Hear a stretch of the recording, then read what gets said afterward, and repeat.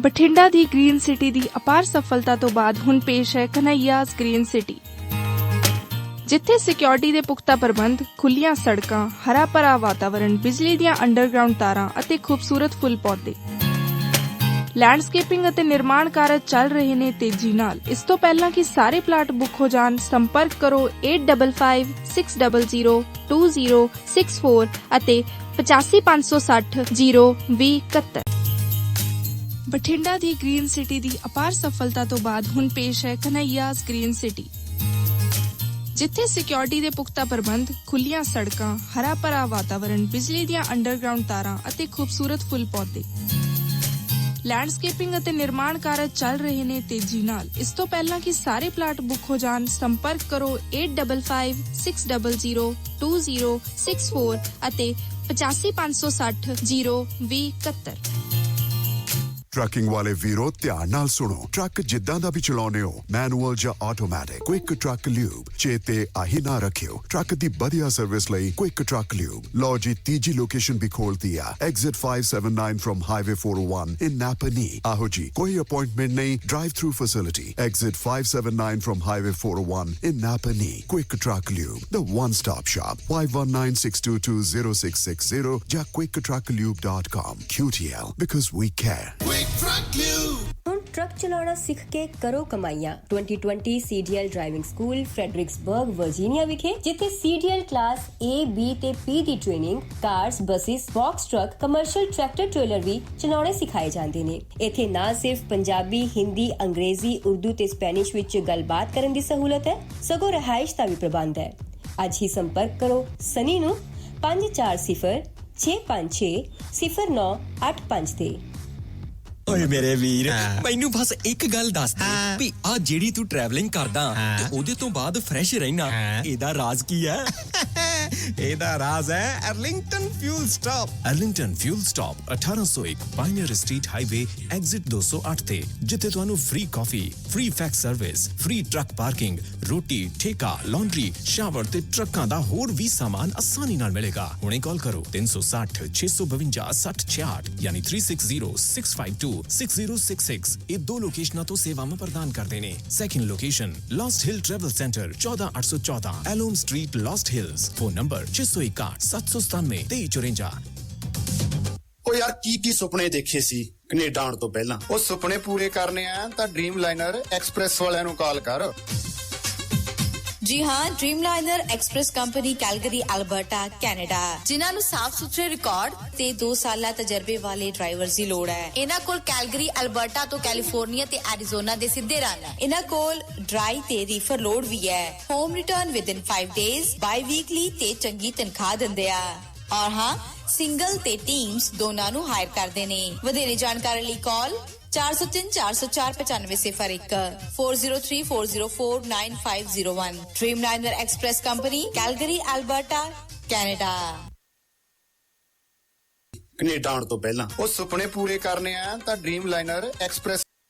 Bakersfield ਵਿਖੇ union ਅਤੇ ਪਲਾਂਸ road ਦੇ ਕਾਰਨਰ ਤੇ ਖੁੱਲ ਗਿਆ ਹੈ ਨਵਾਂ ਟਰੱਕ ਸਟਾਪ ਯੂਨੀਅਨ ਵਿਲੇਜ, ਜਿੱਥੇ ਮਿਲਦਾ ਹੈ ਵਧੀਆ ਗੈਸ ਅਤੇ ਬਿਨਾ ਬਾਇਓਡੀਜ਼ਲ ਦੇ ਵਧੀਆ ਤੇ ਸਸਤਾ ਡੀਜ਼ਲ। ਹਰ ਤਰ੍ਹਾਂ ਦੀ ਗਰੋਸਰੀ, ਚਾਈਨੀਜ਼ ਅਤੇ ਇੰਡੀਅਨ ਰੈਸਟੋਰੈਂਟ, ਜਿੱਥੇ ਮਿਲੇਗਾ ਵਧੀਆ ਖਾਣਾ। 2 ਪਰੌਂਠੇ ਸਿਰਫ 499 ਚ।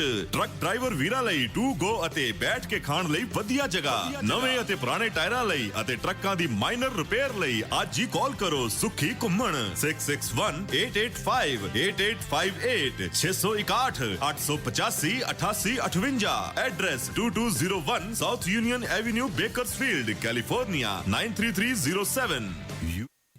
ਸੋ ਪ੍ਰੋਗਰਾਮ ਸ਼ਮਾਦਾਨ ਦੇ ਵਿੱਚ ਤੁਹਾਡਾ ਸਵਾਗਤ ਹੈ। ਇਸ ਤੋਂ ਪਹਿਲਾਂ ਕਿ ਆਪਾਂ ਅੱਗੇ ਚੱਲੀਏ, ਸਾਰੇ ਵੀਰਾਂ ਨੂੰ ਬੇਨਤੀ ਹੈ ਕਿ ਤੁਸੀਂ ਰੇਡੀਓ ਪੰਜਾਬ ਟੁਡੇ ਦੇ ਫੇਸਬੁੱਕ ਪੇਜ ਅਤੇ YouTube ਚੈਨਲ ਨੂੰ ਵੱਧ ਤੋਂ ਵੱਧ ਲਾਈਕ ਤੇ ਸਬਸਕ੍ਰਾਈਬ ਕਰੋ।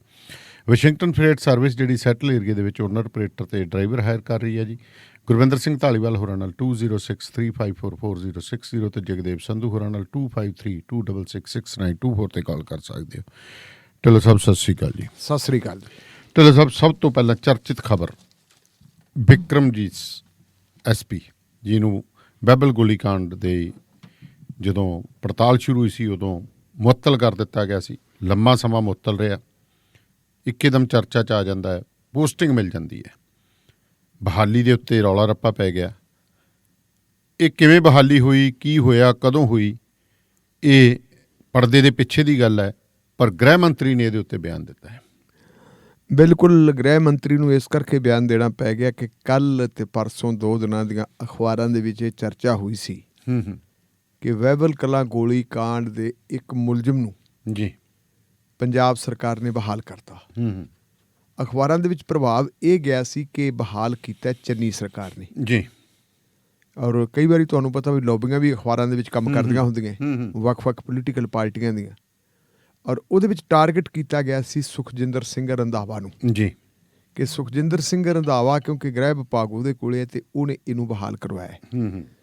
ਸੁਖਜਿੰਦਰ ਸਿੰਘ ਰੰਧਾਵਾ ਨੇ ਹੁਣ ਇਹਦੇ ਤੇ ਆਪਣਾ ਸਪਸ਼ਟੀਕਰਨ ਦਿੱਤਾ ਜੀ। ਉਹਨੇ ਕਿਹਾ ਜੀ ਮੈਂ ਨਹੀਂ ਬਹਾਲ ਕੀਤਾ, ਕਿਉਂਕਿ ਜੇ ਬਹਾਲ ਕੀਤਾ ਹੁੰਦਾ ਤਾਂ ਬੰਦੇ ਨੂੰ ਪਤਾ ਹੁੰਦਾ ਮੈਂ ਬਹਾਲ ਕੀਤਾ। ਹਾਂ, ਇਸ ਕਰਕੇ ਸੁਖਜਿੰਦਰ ਸਿੰਘ ਰੰਧਾਵਾ ਨੇ ਆਪਣੇ ਵਿਭਾਗ ਦਾ ਰਿਕਾਰਡ ਫਰੋਲਿਆ ਤੇ ਰਿਕਾਰਡ ਫਰੋਲਣ ਤੋਂ ਬਾਅਦ ਉਹਨੇ ਕਿਹਾ ਕਿ ਇਹ ਬੰਦੇ ਨੂੰ ਤਾਂ 19 ਜੁਲਾਈ ਦਾ ਬਹਾਲ ਕੀਤਾ ਹੋਇਆ ਜੀ। ਔਰ ਉਸ ਵੇਲੇ ਜਦੋਂ ਜੁਲਾਈ ਮਹੀਨੇ ਦੇ ਵਿੱਚ ਕੌਣ ਸੀ, ਲਾਸਟ ਦਿਨ ਹੈ ਮੇਰਾ ਖਿਆਲ ਜੁਲਾਈ ਦੇ ਵਿੱਚ ਕੈਪਟਨ ਅਮਰਿੰਦਰ ਸਿੰਘ ਭਾਵੇਂ ਮੁੱਖ ਮੰਤਰੀ ਸੀਗਾ ਪਰ ਉਦੋਂ ਤੱਕ ਨਵਜੋਤ ਸਿੰਘ ਸਿੱਧੂ ਨੂੰ ਪ੍ਰੈਜ਼ੀਡੈਂਟ ਬਣਾਤਾ ਸੀ। ਤੇ ਗੱਲ ਇਹ ਸੀ ਵੀ ਨਵਜੋਤ ਕੈਪਟਨ ਅਮਰਿੰਦਰ ਸਿੰਘ ਦੇ ਦਿਨ ਹੁਣ ਬਹੁਤੇ ਲੰਬੇ ਹੈ ਨਹੀਂ, ਕਿਉਂਕਿ 18 ਨੁਕਾਤੀ ਪ੍ਰੋਗਰਾਮ ਦਿੱਤਾ ਕਿ ਆਪਾਂ ਨੂੰ ਪਤਾ ਹੀ ਜਿਵੇਂ ਕੈਪਟਨ ਅਮਰਿੰਦਰ ਸਿੰਘ ਨੂੰ ਦਿੱਲੀ ਤਲਬ ਕੀਤਾ ਗਿਆ ਔਰ ਸਾਰੇ MLA ਨੂੰ ਤਲਬ ਕੀਤਾ ਗਿਆ, ਪੁਰਾਣੇ ਪ੍ਰਧਾਨਾਂ ਨੂੰ ਤਲਬ ਕੀਤਾ ਗਿਆ, ਹਲਕਿਆਂ ਦੇ ਜਿਹੜੇ ਇੰਚਾਰਜ ਵਗੈਰਾ ਬਣਾਏ ਆ ਹਾਰੇ ਹੋਏ ਕੈਂਡੀਡੇਟ ਉਹਨਾਂ ਨੂੰ ਤਲਬ ਕੀਤਾ, ਸਾਰਿਆਂ ਤੋਂ ਰਿਪੋਰਟਾਂ ਲਈਆਂ। ਰਿਪੋਰਟਾਂ ਲੈਣ ਤੋਂ ਬਾਅਦ ਫਿਰ ਉਹ ਰਿਪੋਰਟਾਂ ਜਿਨ੍ਹਾਂ ਨੇ ਲੈ ਕੇ ਤੇ ਇੱਕ ਆਪਣੀ ਰਿਪੋਰਟ ਤਿਆਰ ਕੀਤੀ, ਉਹ ਕੀਤੀ ਸੀ ਖੜਗੇ ਕਮੇਟੀ ਨੇ, 3 ਮੈਂਬਰੀ ਕਮੇਟੀ ਨੇ। ਉਹ ਗਏ ਸੋਨੀਆ ਗਾਂਧੀ ਕੋਲੇ ਜੀ ਆ ਹੈ, ਉੱਥੋਂ ਫਿਰ ਜਿਵੇਂ ਆਪਾਂ ਦਿੰਦੇ ਹੁੰਦੇ ਆ ਹੋਮਵਰਕ ਦਿੰਦੇ ਹੁੰਦੇ ਆ ਬੱਚਿਆਂ ਨੂੰ ਵੀ ਤੁਸੀਂ ਘਰੇ ਜਾ ਕੇ ਆਹ ਕੰਮ ਕਰਨਾ, ਅਮਰਿੰਦਰ ਸਿੰਘ ਨੂੰ ਹੋਮਵਰਕ ਦਿੱਤਾ ਟਿਊਟਰਾਂ ਨੇ। ਇਹ ਹੋਮਵਰਕ 'ਚ ਹੀ ਬਹਾਲ ਹੋ ਗਿਆ ਫਿਰ ਉਹ ਟਿਊਟਰਾਂ ਨੇ ਦਿੱਤਾ ਵੀ ਆ ਤੂੰ ਆਪਣਾ ਹੋਮਵਰਕ ਕਰ ਔਰ ਇਹ ਜਿਹੜਾ 18 ਨੁਕਾਤੀ ਪ੍ਰੋਗਰਾਮ ਹੈ ਇਹਦਾ ਰਿਜ਼ਲਟ ਦਿਖਾ। ਫਿਰ ਉਹ 18 ਨੁਕਾਤੀ ਤੋਂ ਘੱਟ ਕੇ 13 ਤੇ ਰਹਿ ਗਿਆ ਤੇ ਜਦੋਂ ਨਵਜੋਤ ਸਿੰਘ ਸਿੱਧੂ ਪ੍ਰਧਾਨ ਬਣ ਗਿਆ, ਜਿੱਦੇ ਨਵਜੋਤ ਸਿੰਘ ਸਿੱਧੂ ਨੇ ਟੇਕ ਓਵਰ ਕੀਤਾ ਉਹਦੇ ਤਾਂ ਨਵਜੋਤ ਸਿੰਘ ਸਿੱਧੂ ਨੇ ਡੇਰਾ ਕੀ ਆਦੇ ਬੇਰਾਂ ਬੱਟੇ ਨਹੀਂ ਪੁੱਛਿਆ ਸੀ ਕੈਪਟਨ ਅਮਰਿੰਦਰ ਸਿੰਘ ਨੂੰ, ਔਰ ਉਹਦੀ ਬਾਡੀ ਲੈਂਗੁਏਜ ਤੇ ਉਹਦਾ ਨਜ਼ਰੀਆ ਜਿਹੜਾ ਸੀ ਉਹ ਸੀ ਵੀ ਤੂੰ ਕਿੰਨੇ ਕੁ ਦਿਨ ਕੱਟੇਗਾ, ਹੁਣ ਮੈਂ ਤੈਨੂੰ ਕੱਟਣ ਨਹੀਂ ਦਿੰਦਾ। ਉਹਦਾ ਇਸ ਤਰ੍ਹਾਂ ਦਾ ਸੀ ਉਹਨੇ ਪ੍ਰਭਾਵਿਤ ਸੀ। ਤੇ ਫਿਰ ਬਾਅਦ ਦੇ ਵਿੱਚ ਜਿਹੜੇ ਉਹ ਆਪਣੇ ਐਕਟਿੰਗ ਪ੍ਰਧਾਨਾਂ ਨੂੰ ਨਾਲ ਲੈ ਕੇ ਮਿਲਿਆ ਅਮਰਿੰਦਰ ਸਿੰਘ ਨੂੰ ਤੇ ਉਦੋਂ 5 ਨੁਕਾਤੀ ਪ੍ਰੋਗਰਾਮ ਦੇ ਰਿਹਾ ਸੀ। ਉਹ ਫਿਰ ਬੰਦੇ ਨੂੰ ਪਤਾ ਲੱਗ ਜਾਂਦਾ ਕਿ ਮੇਰਾ ਹੁੰਦਾ ਕੀ ਹੈ ਇਹ ਤੋਂ ਬਾਅਦ। ਤੇ ਇਹ ਵੀ ਆਪਾਂ ਨੂੰ ਪਤਾ ਹੈ ਕਿ ਲੌਬੀਜ਼ ਮਹਿਕਮੇ 'ਚ ਵੀ ਹੁੰਦੀਆਂ, ਬਿਲਕੁਲ ਮਹਿਕਮੇ ਦੀਆਂ ਲੌਬੀਆਂ ਵੀ ਹੁੰਦੀਆਂ, ਬਹੁਤ ਵੱਡਾ ਜੀ। IAS ਤੇ ਹੋਰ ਸਾਰਿਆਂ ਦੀ ਪੁਲਿਸ ਦੇ ਵਿੱਚ ਵੀ ਇੱਕ ਲੌਬੀ ਹੁੰਦੀ ਹੈ ਕਿ ਜੀ ਆਪਾਂ ਇਸ ਬੰਦੇ ਨੂੰ ਬਚਾਉਣਾ। ਹੁਣ ਜੇ ਆਪਾਂ ਬਿਕਰਮਜੀਤ ਸਿੰਘ ਦਾ ਦੇਖੀਏ ਦੋਸ਼ ਕੀ ਹੈ, ਬਿਕਰਮਜੀਤ ਸਿੰਘ ਉਸ ਵੇਲੇ ਜਿਹੜਾ ਹੈ ਉਹ ਲੱਗਿਆ ਹੋਇਆ ਸੀ ਫਰੀਦਕੋਟ ਜੀ, SP ਸੀ। ਇਹਦਾ ਇਲਜ਼ਾਮ ਇਹ ਹੈ ਕਿ ਜਿਹੜੀ ਜਦੋਂ ਬਹਿਬਲ ਕਲਾਂ ਗੋਲੀ ਚੱਲੀ ਹੈ, ਗੋਲੀ ਚੱਲਣ ਤੋਂ ਬਾਅਦ ਵਿੱਚ ਚਰਨਜੀਤ ਸਿੰਘ ਸ਼ਰਮਾ ਦੀ ਜਿਹੜੀ ਗੱਡੀ ਸੀ ਜੀ, ਬਹਿਬਲ ਕਲਾਂ 2 ਬੰਦੇ ਮਾਰਤੇ ਸੀ, ਪੁਲਿਸ ਦੀਆਂ ਗੋਲੀਆਂ ਨਾਲ ਮਾਰੇ ਗਏ ਸੀ ਜੀ। ਔਰ ਜਿਹੜੇ ਬੰਦੇ ਮਾਰੇ ਗਏ ਸੀ ਉਹਨਾਂ ਮਾਰੇ ਗਏ ਬੰਦਿਆਂ ਦੀ FIR ਨਹੀਂ ਦਰਜ ਹੋਈ ਸੀ ਜੀ, ਸਗੋਂ FIR ਦਰਜ ਇਹ ਹੋਈ ਸੀ ਕਿ ਇਹਨਾਂ ਲੋਕਾਂ ਨੇ ਜਿਹੜੇ ਮੌਬ ਵਾਲੇ ਸੀ, ਸਿੱਖ ਪ੍ਰਚਾਰਕਾਂ ਦੇ ਨਾਲ ਜਿਨ੍ਹਾਂ ਨੇ ਆਪਣੇ ਸੱਦੇ ਦੇ ਉੱਤੇ ਧਰਨਾ ਮਾਰਿਆ ਸੀ, ਔਰ ਉਹ ਬਹਿਬਲ ਕਲਾਂ ਗੁਰੂ ਘਰ ਦੇ ਕੋਲੇ ਆ ਕੇ ਰੋਟੀ ਖਾਣ ਲੱਗ ਗਏ ਸੀ, ਲੰਗਰ ਉਹਨਾਂ ਨੂੰ ਵਰਤਾਇਆ ਜਾ ਰਿਹਾ ਸੀ, ਉਹਨਾਂ ਦੇ ਉੱਤੇ ਇਲਜ਼ਾਮ ਲਾਤਾ ਕਿ ਉਹਨਾਂ ਨੇ ਪੁਲਿਸ ਤੇ ਹਮਲਾ ਕਰਤਾ ਸੀ ਜੀ ਜੀ, ਤੇ ਪੁਲਿਸ ਨੇ ਬਜਾਜ ਗੋਲੀ ਚਲਾਈ, ਉਦੋਂ ਕੁਝ ਬੰਦਿਆਂ ਦਾ ਨੁਕਸਾਨ ਹੋ ਗਿਆ ਜੀ। ਸਪਸ਼ਟ ਨਹੀਂ ਕਿਹਾ ਸੀ ਕਿ 2 ਬੰਦੇ ਪੁਲਿਸ ਦੀਆਂ ਗੋਲੀਆਂ ਨਾਲ ਮਾਰੇ ਗਏ ਜੀ, ਲੇਕਿਨ ਬਾਅਦ ਦੇ ਵਿੱਚ ਜਿਹੜੀ SIT ਬਣੀ, Iqbalpreet Singh Sahota bureau of investigation ਦੇ ਉਦੋਂ ਮੁਖੀ ਹੁੰਦੇ ਸੀ, ADGP ਜੀ, ਉਹਨਾਂ ਨੇ ਫਿਰ ਉਹਦੇ ਵਿੱਚ ਕਿਹਾ ਕਿ ਨਹੀਂ, ਅਸਲ ਦੇ ਵਿੱਚ ਜਿਹੜੀ ਹੈਗੀ ਹੈ ਆਪਾਂ ਨੂੰ FIR ਦਰਜ ਕਰਨੀ ਚਾਹੀਦੀ ਹੈ ਕਿ ਆਹ 2 ਬੰਦੇ ਜਿਹੜੇ ਕਤਲ ਹੋਏ ਹੈ। ਪਰ ਉਹ ਕਤਲ ਕਿਹਨੇ ਕੀਤੇ, ਉੱਥੇ ਪਤਾ ਸੀ ਸ਼ਬਦ ਅਣਪਛਾਤੀ ਪੁਲਿਸ ਜੀ। ਉਹ ਅਣਪਛਾਤੀ ਪੁਲਿਸ ਜਿਹੜੀ ਸੀ ਨਾ, ਅਣਪਛਾਤੀ ਪੁਲਿਸ ਨੇ ਫਿਰ ਇਹਨੂੰ ਆਪਣੇ ਨੂੰ ਠੀਕ ਕਰਨ ਵਾਸਤੇ ਆਪਣੇ ਕੇਸ ਨੂੰ ਕਿ ਆਪਾਂ ਗੋਲੀ ਤਾਂ ਚਲਾਤੀ, ਬੰਦੇ 2 ਮਰ ਗਏ ਤੇ ਹੁਣ ਇਹਦੀ ਐਵੀਡੈਂਸ ਕਿਵੇਂ ਕ੍ਰੀਏਟ ਕਰੀਏ। ਉਹ ਫਿਰ ਇੱਕ ਐਵੀਡੈਂਸ ਕ੍ਰੀਏਟ ਕੀਤੀ ਸੀ ਪੁਲਿਸ ਵਾਲਿਆਂ ਦੀ, ਜਿਹੜੀ ਜਿਪਸੀ ਸੀਗੀ ਚਰਨਜੀਤ ਸ਼ਰਮੇ ਦੀ ਜੀ, ਉਸ ਜਿਪਸੀ ਦੇ ਉੱਤੇ ਫਾਇਰਿੰਗ ਦਾ ਬਣਾਇਆ ਸੀ ਡਰਾਮਾ ਕਿ ਇਹਦੇ ਤੇ ਜੀ ਗੋਲੀਆਂ ਮਾਰਤੀਆਂ। ਔਰ ਉਹ ਫਾਇਰਿੰਗ ਜਿਹੜੀ ਹੋਈ ਆ ਕਿੱਥੇ ਹੋਈ, ਉਹ ਇੱਕ ਨੌਰੇ 'ਚ ਹੋਈ ਜੀ। ਉਹ ਸੁਰਿੰਦਰ ਇਕਬਾਲ ਸਿੰਘ ਮਰਹੂਮ ਆਪਣੇ ਮੇਰੇ ਵੀ ਚੰਗੇ ਮਿੱਤਰ ਸੀਗੇ, ਉਹ ਹੁੰਦੇ ਸੀਗੇ ਵਕੀਲ ਬਾਰ ਦੇ ਪ੍ਰੈਜ਼ੀਡੈਂਟ ਵੀ ਰਹੇ ਫਰੀਦਕੋਟ ਦੇ ਜੀ, ਉਹਨਾਂ ਦੇ ਬੇਟੇ ਦੀ ਇਨਵੋਲਵਮੈਂਟ ਸੀ ਜੀ। ਉਹਨਾਂ ਦੇ ਘਰੇ ਇਹਨਾਂ ਨੇ ਇਹ ਮਾਰਿਆ ਘਰ, ਕਿਉਂਕਿ ਉਹਨਾਂ ਦਾ ਸੀਗਾ ਕਈ ਵਾਰੀ ਪੁਲਿਸ ਵਾਲਿਆਂ ਨਾਲ ਦੋਸਤੀਆਂ ਹੁੰਦੀਆਂ, ਉਹ ਦੋਸਤੀ 'ਚ ਉਹਦੀ ਮਤਲਬ ਉਹ ਮੁੰਡੇ ਦੀ ਜਿਹੜੀ ਹੈਗੀ ਆ ਕਈ ਵਾਰੀ ਬੰਦਾ ਕਮਜ਼ੋਰੀ ਹੁੰਦੀ ਹੈ ਇਹ ਜੀ ਜੀ ਉਸ ਕਮਜ਼ੋਰੀ ਦਾ ਫਾਇਦਾ ਉਠਾ ਕੇ ਉੱਥੇ ਜਿਹੜੀ ਉਹ ਗੋਲੀਆਂ ਚਲਾਈਆਂ ਜਿਹੜੀ ਬੰਦੂਕ ਵਰਤੀ ਸੀ ਜੀ ਬੰਦੂਕ ਉੱਥੇ ਕੋਈ ਕਾਰਾਂ ਦਾ ਕੰਮ ਧੰਦਾ ਕਰਨ ਵਾਲਾ ਬੰਦਾ ਹੈ ਉਹਨਾਂ ਦੀ ਬੰਦੂਕ ਵਰਤੀ ਸੀ ਤੇ ਉਹਦੇ ਵਿੱਚ ਫਿਰ ਇਸ ਬੰਦੇ ਨੂੰ ਬਣਾਇਆ ਗਿਆ ਸੀ ਮੁਲਜ਼ਮ ਜੀ ਕਿ ਜੀ ਬਿਕਰਮਜੀਤ ਸਿੰਘ ਵੀ ਇਹਦੇ 'ਚ ਹੈ। ਲੇਕਿਨ ਜਿਹੜਾ ਮੇਨ ਅਕਿਊਜ਼ਡ ਬਣਾਇਆ ਸੀ ਇਸ ਸਾਰੇ ਮਾਮਲੇ ਦਾ ਉਹ ਬਣਾਇਆ ਸੀ ਚਰਨਜੀਤ ਸਿੰਘ ਸ਼ਰਮਾ। ਅੱਛਾ ਜੀ। ਚਰਨਜੀਤ ਸਿੰਘ ਸ਼ਰਮਾ ਦੀ ਬਕਾਇਦਾ ਗ੍ਰਿਫਤਾਰੀ ਹੋਈ ਸੀ, ਤੁਹਾਨੂੰ ਪਤਾ ਨਹੀਂ ਭੱਜਣ ਦੀ ਕੋਸ਼ਿਸ਼ ਕੀਤੀ ਸੀ, ਬਿਲਕੁਲ। ਇਹਨੂੰ ਫਿਰ ਉਸ ਵੇਲੇ ਫੜ ਲਿਆ ਸੀਗਾ ਇਹਨਾਂ ਨੇ ਸਪੈਸ਼ਲ ਇਨਵੈਸਟੀਗੇਸ਼ਨ ਟੀਮ ਦੇ ਮੈਂਬਰਾਂ ਨੇ। ਇਸੇ ਤਰੀਕੇ ਜੇ ਆਪਾਂ ਦੇਖੀਏ ਤਾਂ ਪਰਮਰਾਜ ਸਿੰਘ ਉਮਰਾ ਨੰਗਲ ਜੀ ਪਰਮਰਾਜ ਸਿੰਘ ਉਮਰਾ ਨੰਗਲ ਨੂੰ ਚੰਡੀਗੜ੍ਹ ਜਿਹੜਾ ਸੈਕਟਰੀਏਟ ਦੇ ਮਗਰਲੇ ਪਾਸੇ ਬਣਿਆ ਹੋਇਆ ਹੈ ਮੇਰਾ ਖਿਆਲ CRPF ਵਾਲਿਆਂ ਦਾ ਜਾਂ ਪੰਜਾਬ ਪੁਲਿਸ ਦਾ ਇੱਕ ਬਣਿਆ ਹੋਇਆ ਕੈਂਪ, ਉਸ ਕੈਂਪ ਦੇ ਵਿੱਚ ਬੁਲਾ ਕੇ ਉਹਦੀ ਪੁੱਛਗਿੱਛ ਕਰਦੇ ਸੀ ਤੇ ਕੰਵਰ ਵਿਜੇ ਪ੍ਰਤਾਪ ਸਿੰਘ ਨੇ ਉਹਨੂੰ ਉੱਥੇ ਗ੍ਰਿਫਤਾਰ ਕਰ ਲਿਆ ਸੀ ਜੀ। ਬਿਕਰਮਜੀਤ ਉਹਦੇ ਵਿੱਚ ਗ੍ਰਿਫਤਾਰ ਨਹੀਂ ਹੋਇਆ ਸੀ। ਇਹਨੂੰ ਜਿਹੜੀ ਹੈਗੀ ਹੈ ਪੇਸ਼ਗੀ ਜ਼ਮਾਨਤ ਮਿਲ ਗਈ ਸੀ ਜਿਹਨੂੰ ਅੰਗਰੇਜ਼ੀ 'ਚ ਐਂਟੀਸਪੇਟਰੀ ਵੇਲ ਕਹਿੰਦੇ ਹੈ ਜੀ। ਸੋ ਉਹ ਫਿਰ ਲੌਬੀਆਂ ਆਪਦੀਆਂ ਕੰਮ ਕਰਦੀਆਂ ਤੇ ਜਦੋਂ ਕੈਪਟਨ ਅਮਰਿੰਦਰ ਸਿੰਘ ਨੂੰ ਪਤਾ ਲੱਗ ਗਿਆ ਸੀ ਵੀ ਆਪਾਂ ਤਾਂ ਜਾ ਰਹੇ ਹਾਂ ਜੀ, ਉਸ ਵੇਲੇ ਉਹਨਾਂ ਦੇ ਸਾਹਮਣੇ ਪੇਸ਼ ਕੀਤਾ ਗਿਆ ਕੇਸ। ਜਿਹੜੇ ਰੰਧਾਵਾ ਸਾਹਿਬ ਨੂੰ ਕਹਿੰਦੇ ਆ ਕਿ ਐਡੀਸ਼ਨਲ ਜਿਹੜੇ ਹੈਗੇ ਪ੍ਰਿੰਸੀਪਲ ਸੈਕਟਰੀ ਜੀ ਹੋਮ ਡਿਪਾਰਟਮੈਂਟ ਦੇ ਇੰਚਾਰਜ ਹੁੰਦੇ ਅਨੁਰਾਗ ਵਰਮਾ। ਅਨੁਰਾਗ ਵਰਮਾ ਨੇ ਕਹਿੰਦੇ ਉਹਦੇ ਤੇ ਨੋਟ ਲਿਖਤਾ ਸੀ ਜੀ ਕਿ ਇਸ ਬੰਦੇ ਨੂੰ ਬੁਲਾਇਆ ਗਿਆ ਸੀ, ਨਾ ਇਹ ਆਪ ਹੈ ਤੇ ਨਾ ਇਹਨੇ ਕੋਈ ਤਸੱਲੀ ਬਖਸ਼ ਜਵਾਬ ਭੇਜਿਆ ਜੀ ਤੇ ਇਹਦਾ ਕੋਈ ਗੱਲ ਤਾਂ ਮੇਰੀ ਤਾਂ ਕੋਈ ਸੰਤੁਸ਼ਟੀ ਹੈ ਨਹੀਂ ਤੇ ਯੋਗ ਹੁਕਮਾਂ ਲਈ ਇਸ ਗ੍ਰਹਿ ਮੰਤਰੀ ਦੇ ਪੇਸ਼ ਕੀਤਾ ਜਾਂਦਾ ਕਿਉਂਕਿ ਕੈਪਟਨ ਅਮਰਿੰਦਰ ਸਿੰਘ ਗ੍ਰਹਿ ਮੰਤਰੀ ਸੀ। ਉਹਨੇ ਕਹਿਤਾ ਜੀ ਇਹਦਾ ਇੱਕ ਇੰਕਰੀਮੈਂਟ ਕੱਟ ਲਓ ਤੇ ਇਸ ਬੰਦੇ ਨੂੰ ਬਹਾਲ ਕਰ ਦਿਓ। 21 ਜੁਲਾਈ 2021 ਦੇ ਵਿੱਚ ਉਹ ਬੰਦਾ ਬਹਾਲ ਹੋ ਗਿਆ। ਹੁਣ ਉਹਨੂੰ ਪੋਸਟਿੰਗ ਦਿੱਤੀ ਹੈ, ਪੋਸਟਿੰਗ ਦਿੱਤੀ ਤੇ ਰੌਲਾ ਪੈ ਗਿਆ ਵੀ ਇਹ ਤਾਂ ਜੀ ਇਹਨੇ ਕੀਤੀ ਹੈ। ਹੁਣ ਰੌਲਾ ਪਾਉਣ ਵਾਲਿਆਂ ਦੇ ਵਿੱਚ ਵੀ ਜੇ ਆਪਾਂ ਦੇਖੀਏ ਤਾਂ ਜਿਹੜਾ ਗੱਲੋਂ ਗੱਲੀ ਪਾਉਂਦੇ ਆ, ਮੂੰਹੋਂ ਮੂੰਹੀ ਰੌਲਾ ਪਾਉਂਦੇ ਆ, ਉਹ ਅਕਾਲੀ ਪਾਉਂਦੇ ਆ। ਪਰ ਦਾਨੇਵਾਲ ਸਾਹਿਬ ਨਾ ਤਾਂ ਇਹ ਪਹਿਲਾ ਕੇਸ ਹੈ ਤੇ ਨਾ ਇਹ ਆਖਰੀ ਕੇਸ ਹੈ ਜੀ। ਇੰਡੀਅਨ ਸਟੇਟ ਹੈ ਜਿਹੜੀ ਹੈ, ਪੰਜਾਬ ਵਾਲੀ ਸਰਕਾਰ ਵੀ ਇੰਡੀਅਨ ਸਟੇਟ ਦਾ ਹਿੱਸਾ ਹੀ ਹੈ। ਜਿੰਨੇ ਅਫਸਰ ਵਗੈਰਾ ਸਾਰੇ ਲੈਟਰ ਪਟਰ ਸਟੇਟ ਹੈ। ਜਦੋਂ ਸਟੇਟ ਕਿਸੇ ਨੂੰ ਪ੍ਰੋਟੈਕਟ ਕਰਦੀ ਹੈ ਉਦੋਂ ਕਹਿੰਦਾ ਕਹਾਉਂਦਾ ਬੰਦਾ ਵੀ ਉਹਦੇ ਵਿੱਚ ਕੋਈ ਦਖਲਅੰਦਾਜ਼ੀ ਨਹੀਂ ਕਰ ਸਕਦਾ ਔਰ ਉਹ ਬਚਾਉਂਦੇ ਬਚਾਏ ਵੀ ਹੈ। ਹੁਣ ਜੇ ਆਪਾਂ ਦੇਖੀਏ, ਤੁਸੀਂ ਪਿਛਲੇ ਦਿਨਾਂ 'ਚ ਆਪਾਂ ਖਬਰ ਵੀ ਡਿਸਕਸ ਕੀਤੀ ਸੀ ਟਰਾਂਸਪੋਰਟ ਮਹਿਕਮੇ ਨਾਲ ਸੰਬੰਧਿਤ। ਬਿਲਕੁਲ। ਟਰਾਂਸਪੋਰਟ ਮਹਿਕਮੇ ਦਾ ਜਿਹੜਾ ਕਮਿਸ਼ਨਰ ਸੀ, ਮੇਰਾ ਖਿਆਲ ਸ਼ਾਇਦ ਹੁਣ ਬਦਲਤਾ ਕਿ ਹੈਗਾ ਡਾਕਟਰ ਅਮਰਪਾਲ ਸਿੰਘ ਸੀ। ਅਮਰਪਾਲ, ਹਾਂਜੀ ਹਾਂਜੀ। ਡਾਕਟਰ ਅਮਰਪਾਲ ਸਿੰਘ ਦੇ ਉੱਤੇ ਤਾਂ ਕਰਪਸ਼ਨ ਦੇ ਇਲਜ਼ਾਮ ਸੀ।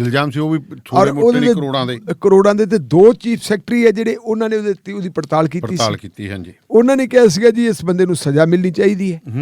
ਜਿਹੜਾ IAS ਅਫੀਸਰ ਉਹਦਾ ਇੰਚਾਰਜ ਸੀ ਜੀ, ਉਹ ਤੋਂ ਵੱਡਾ ਸੀ, ਉਹਨੂੰ ਤਾਂ ਸਜ਼ਾ ਮਿਲ ਗਈ ਸੀ। ਉਹ ਸਸਪੈਂਡ ਰਿਹਾ ਲੰਬਾ ਸਮਾਂ। IAS ਅਫਸਰ ਦਾ ਸਸਪੈਂਡ ਹੋ ਜਾਣਾ ਜੀ, ਉਹਦਾ ਜਿਹੜੇ ਹੈਗੇ ਰਿਕਾਰਡ ਦੇ ਵਿੱਚ ਬੈਡ ਐਂਟਰੀ ਹੋ ਜਾਂਦੀ ਹੈ।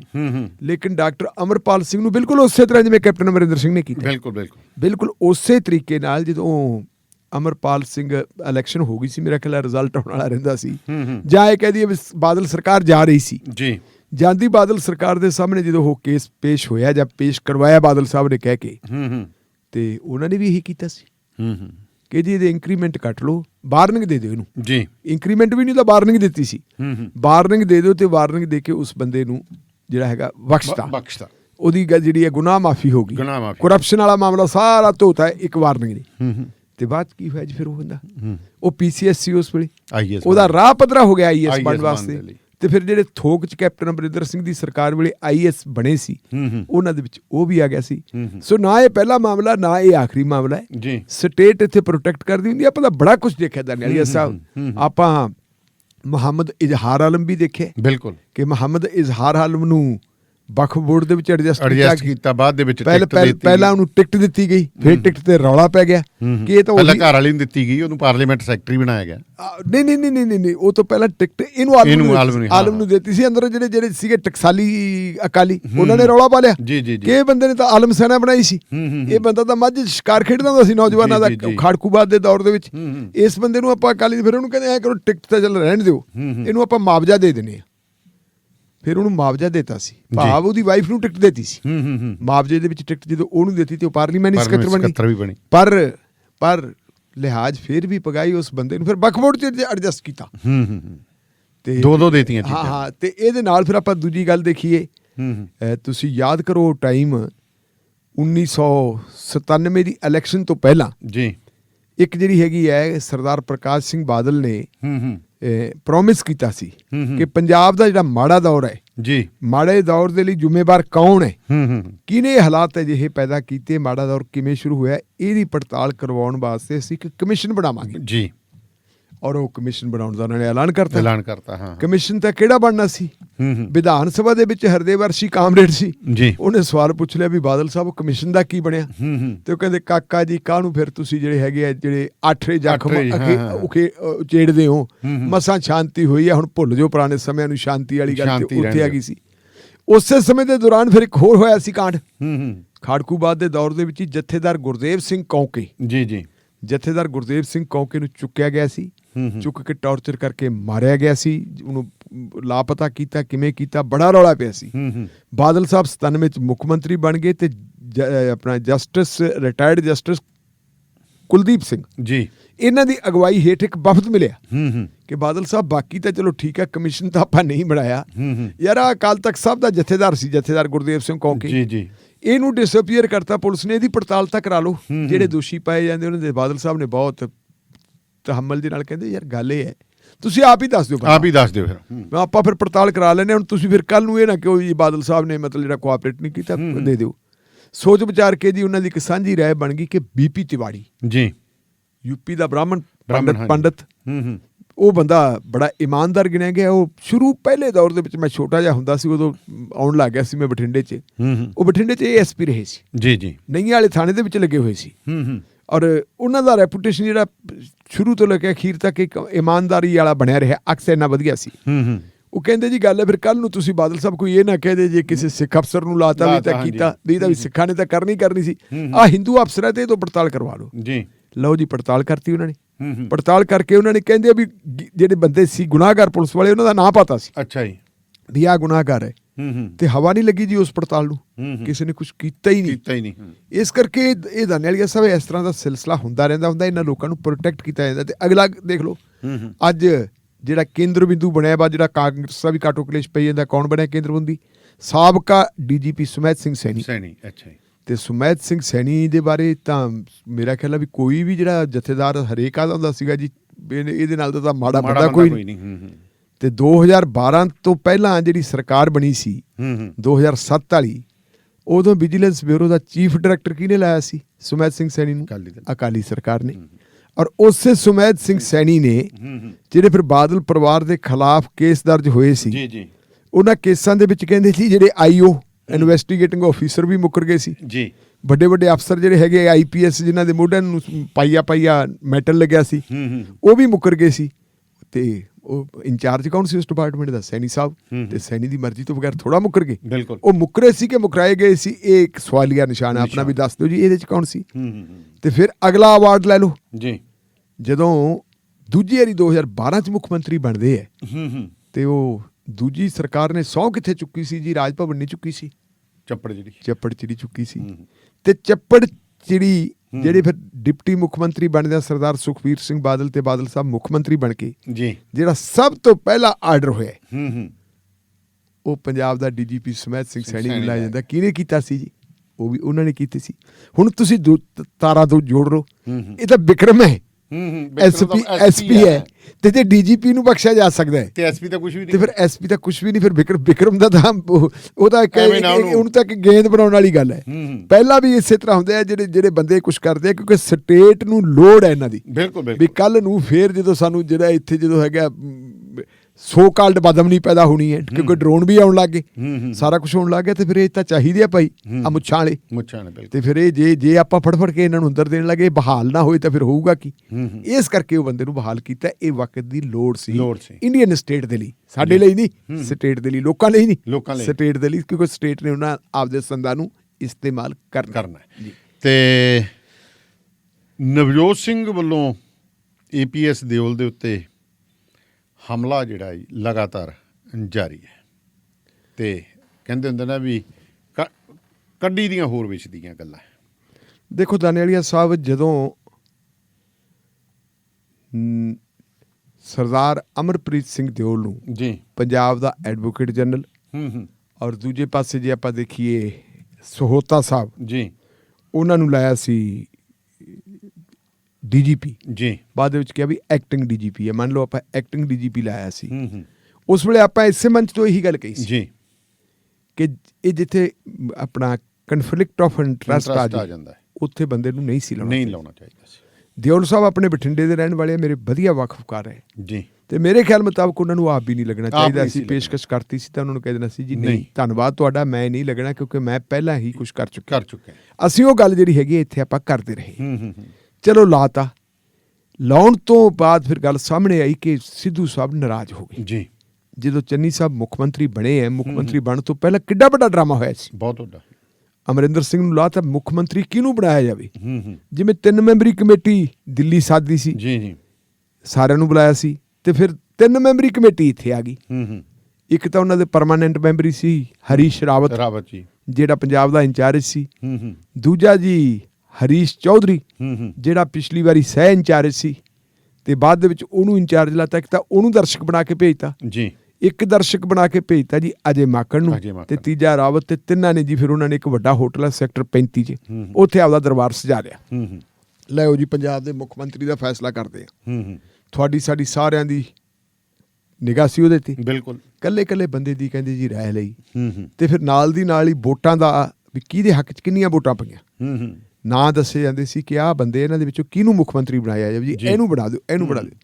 ਕਹਿੰਦੇ ਜੀ ਸਭ ਤੋਂ ਨੰਬਰ 1 ਦੇ ਉੱਤੇ ਸੁਨੀਲ ਜਾਖੜ ਆ ਗਿਆ ਸੀ, ਲੇਕਿਨ ਜਾਖੜ ਸਾਹਿਬ ਦਾ ਰਾਹ ਰੋਕਤਾ ਜੀ, ਇਹ ਕਹਿ ਕੇ ਇੱਥੇ ਦਿੱਲੀ ਵਿੱਚ ਕਹਿੰਦੇ ਜੀ ਗੱਲ ਇਹ ਹੈ ਵੀ ਪੰਜਾਬ ਦਾ ਮੁੱਖ ਮੰਤਰੀ ਤਾਂ ਸਰਦਾਰ ਚਾਹੀਦਾ, ਇੱਕ ਦੂਜਾ ਉਹ ਇਲੈਕਟਡ ਚਾਹੀਦਾ ਮੈਂਬਰ ਹੋਵੇ। ਹੁਣ ਜਾਖੜ ਸਾਹਿਬ ਮੈਂਬਰ ਵੀ ਹੈ ਨਹੀਂ ਵਿਧਾਨ ਸਭਾ ਦੇ, ਤੇ ਬਦਕਿਸਮਤੀ ਦੇ ਨਾਲ ਉਹਨਾਂ ਦੇ ਸਿਰ ਦੇ ਉੱਤੇ ਪੱਗ ਵੀ ਹੈ ਨਹੀਂ। ਲੇਕਿਨ ਜੇ ਆਪਾਂ ਦੇਖੀਏ ਤਾਂ ਸਾਡੇ ਵਰਗੇ ਸਿੱਖਾਂ ਨਾਲੋਂ ਕਿਤੇ ਵਧੀਆ ਬਿਲਕੁਲ ਉਸ ਬੰਦੇ ਨੇ ਜਿੱਡੇ ਵਧੀਆ ਤਰੀਕੇ ਦੇ ਨਾਲ GST ਦਾ ਮਾਮਲਾ ਪਾਰਲੀਮੈਂਟ 'ਚ ਉਠਾਇਆ, ਔਰ ਅੱਜ ਤੱਕ ਗੁਰੂ ਗ੍ਰੰਥ ਸਾਹਿਬ ਦੇ ਦੋਸ਼ੀਆਂ ਨੂੰ ਸਜ਼ਾਵਾਂ ਦੇਣ ਦੀ ਜਿੱਡੀ ਮਤਲਬ ਜਿਹੜੀ ਇਹ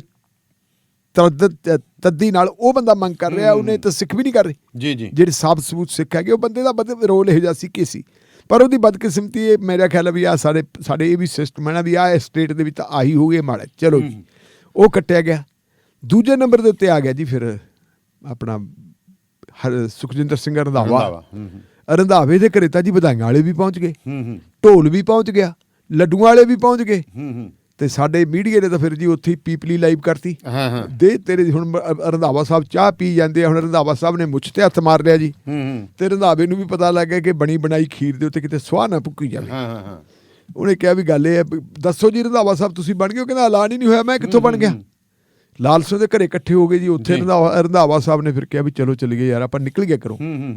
ਉਹ ਵਿਚਾਰਾ ਆਪਦੀਆਂ ਗੱਡੀਆਂ ਲੈ ਕੇ ਤੁਰ ਪਿਆ, ਤੇ ਮਗਰ ਫਿਰ ਤੁਰ ਪਏ ਜੀ ਸਾਡੇ ਪੀਪਲੀ ਲਾਈਵ ਵਾਲੇ। ਹੁਣ ਰੰਧਾਵਾ ਸਾਹਿਬ ਇਸ ਪਾਸੇ ਨੂੰ ਗਏ ਜੀ, ਸੈਕਟਰੀਏਟ ਨੂੰ ਜਾ ਰਹੇ ਹੈ ਜੀ, ਨਹੀਂ ਰਾਜ ਭਵਨ ਨੂੰ ਜਾ ਰਹੇ ਹੈ ਜੀ, ਨਹੀਂ ਜੀ ਨਹੀਂ ਇਹ ਤਾਂ ਆਪਣਾ ਕਿਹੜੀ ਉਹ ਹੈਗੀ ਹੈ ਕੈਪਟਨ ਅਮਰਿੰਦਰ ਸਿੰਘ ਦੀ ਰਿਹਾਇਸ਼ ਆ ਸੀਸਮਾ ਫਾਰਮ ਨੂੰ ਜਾ ਰਹੇ ਹੈ, ਨਹੀਂ ਜੀ ਉਧਰੋਂ ਵੀ ਮੁੜੇ, ਹੁਣ ਇੱਥੋਂ ਆਏ ਮੋਹਾਲੀ ਚ ਆ ਕੇ ਰਾਹ ਭੁੱਲ ਗਏ ਜੀ। ਉਹ ਤੁਸੀਂ ਦੇਖੋ ਪੀਪਲੀ ਲਾਈਵ ਕਿੱਡੀ ਵੱਡੀ ਹੋਈ ਸੀ, ਕਿਵੇਂ ਤਿੰਗ ਕੇ ਸਾਡੇ ਪੱਤਰਕਾਰ ਭਰਾ ਬੋਲਦੇ ਸੀ ਜੀ ਆਹ ਹੋ ਗਿਆ ਸਾਰਾ ਸਿਲਸਿਲਾ।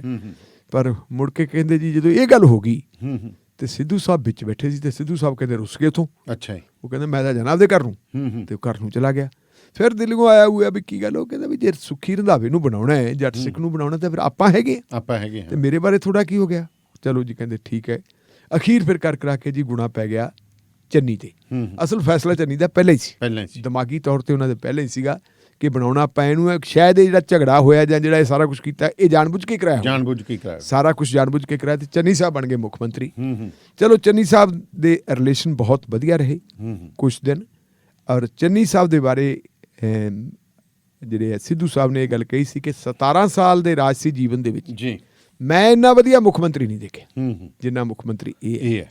ਤੇ ਉਦੋਂ ਫਿਰ ਕਹਿੰਦੇ ਜੀ 1-2 ਨਾਂ ਹੈ ਸਿੱਧੂ ਸਾਹਿਬ ਨੇ ਅੱਗੇ ਵਧਾਏ ਜੀ, ਆਹ ਨਾਂ ਹੈ ਤੇ DGP ਲਾ ਦਿਓ ਐਸ ਚਟੋਪਾਧਿਆਏ ਨੂੰ ਜੀ, ਤੇ ਫਿਰ ਅਗਲਾ ਐਡਵੋਕੇਟ ਜਨਰਲ ਲਾ ਦਿਓ ਜੀ ਮਿਸਟਰ ਪਟਵਾਲੀਆ ਨੂੰ। ਪਟਵਾਲੀਆ ਸਾਹਿਬ ਜਿਹੜੇ ਹੈਗੇ ਉਹਨਾਂ ਦੇ ਸਰਦਾਰ ਕੁਲਦੀਪ ਸਿੰਘ ਦੇ, ਜਸਟਿਸ ਕੁਲਦੀਪ ਸਿੰਘ ਦੇ ਸੁਪੁੱਤਰ ਹੈ। ਇਹਦੇ ਨਾਲ ਹੀ ਕਹਿੰਦੇ ਕਿ ਪਟਵਾਲੀਆ ਸਾਹਿਬ ਇਹਨਾਂ ਦੇ ਵਕੀਲ ਵੀ ਸੀ ਸਿੱਧੂ ਸਾਹਿਬ ਦੇ। ਉਹੀ ਪਟਵਾਲੀਆ ਸੀ, ਉਹ ਭਾਈ ਇਹਨਾਂ ਉਹੀ ਪਟਵਾਲੀਆ ਖਾਨਦਾਨੀ ਲਾ ਲਓ। ਹਾਂ ਉਹੀ ਬੰਦਾ ਸੀ, ਹਾਂ ਉਹ ਵਕੀਲ ਵੀ ਸੀ, ਇਸ ਕਰਕੇ ਕਹਿੰਦੇ ਜੀ ਫਿਰ ਉਹਨਾਂ ਨੂੰ ਕਰੋ ਇਧਰ, ਕਿਉਂਕਿ ਇਹ ਜਿਹੜਾ ਹੈਗਾ ਅਧਿਕਾਰ ਖੇਤਰ ਮੁੱਖ ਮੰਤਰੀ ਦਾ ਹੈ ਕਿ ਮੁੱਖ ਮੰਤਰੀ ਜਿਹਨੂੰ ਮਰਜ਼ੀ ਲਾਵੇ।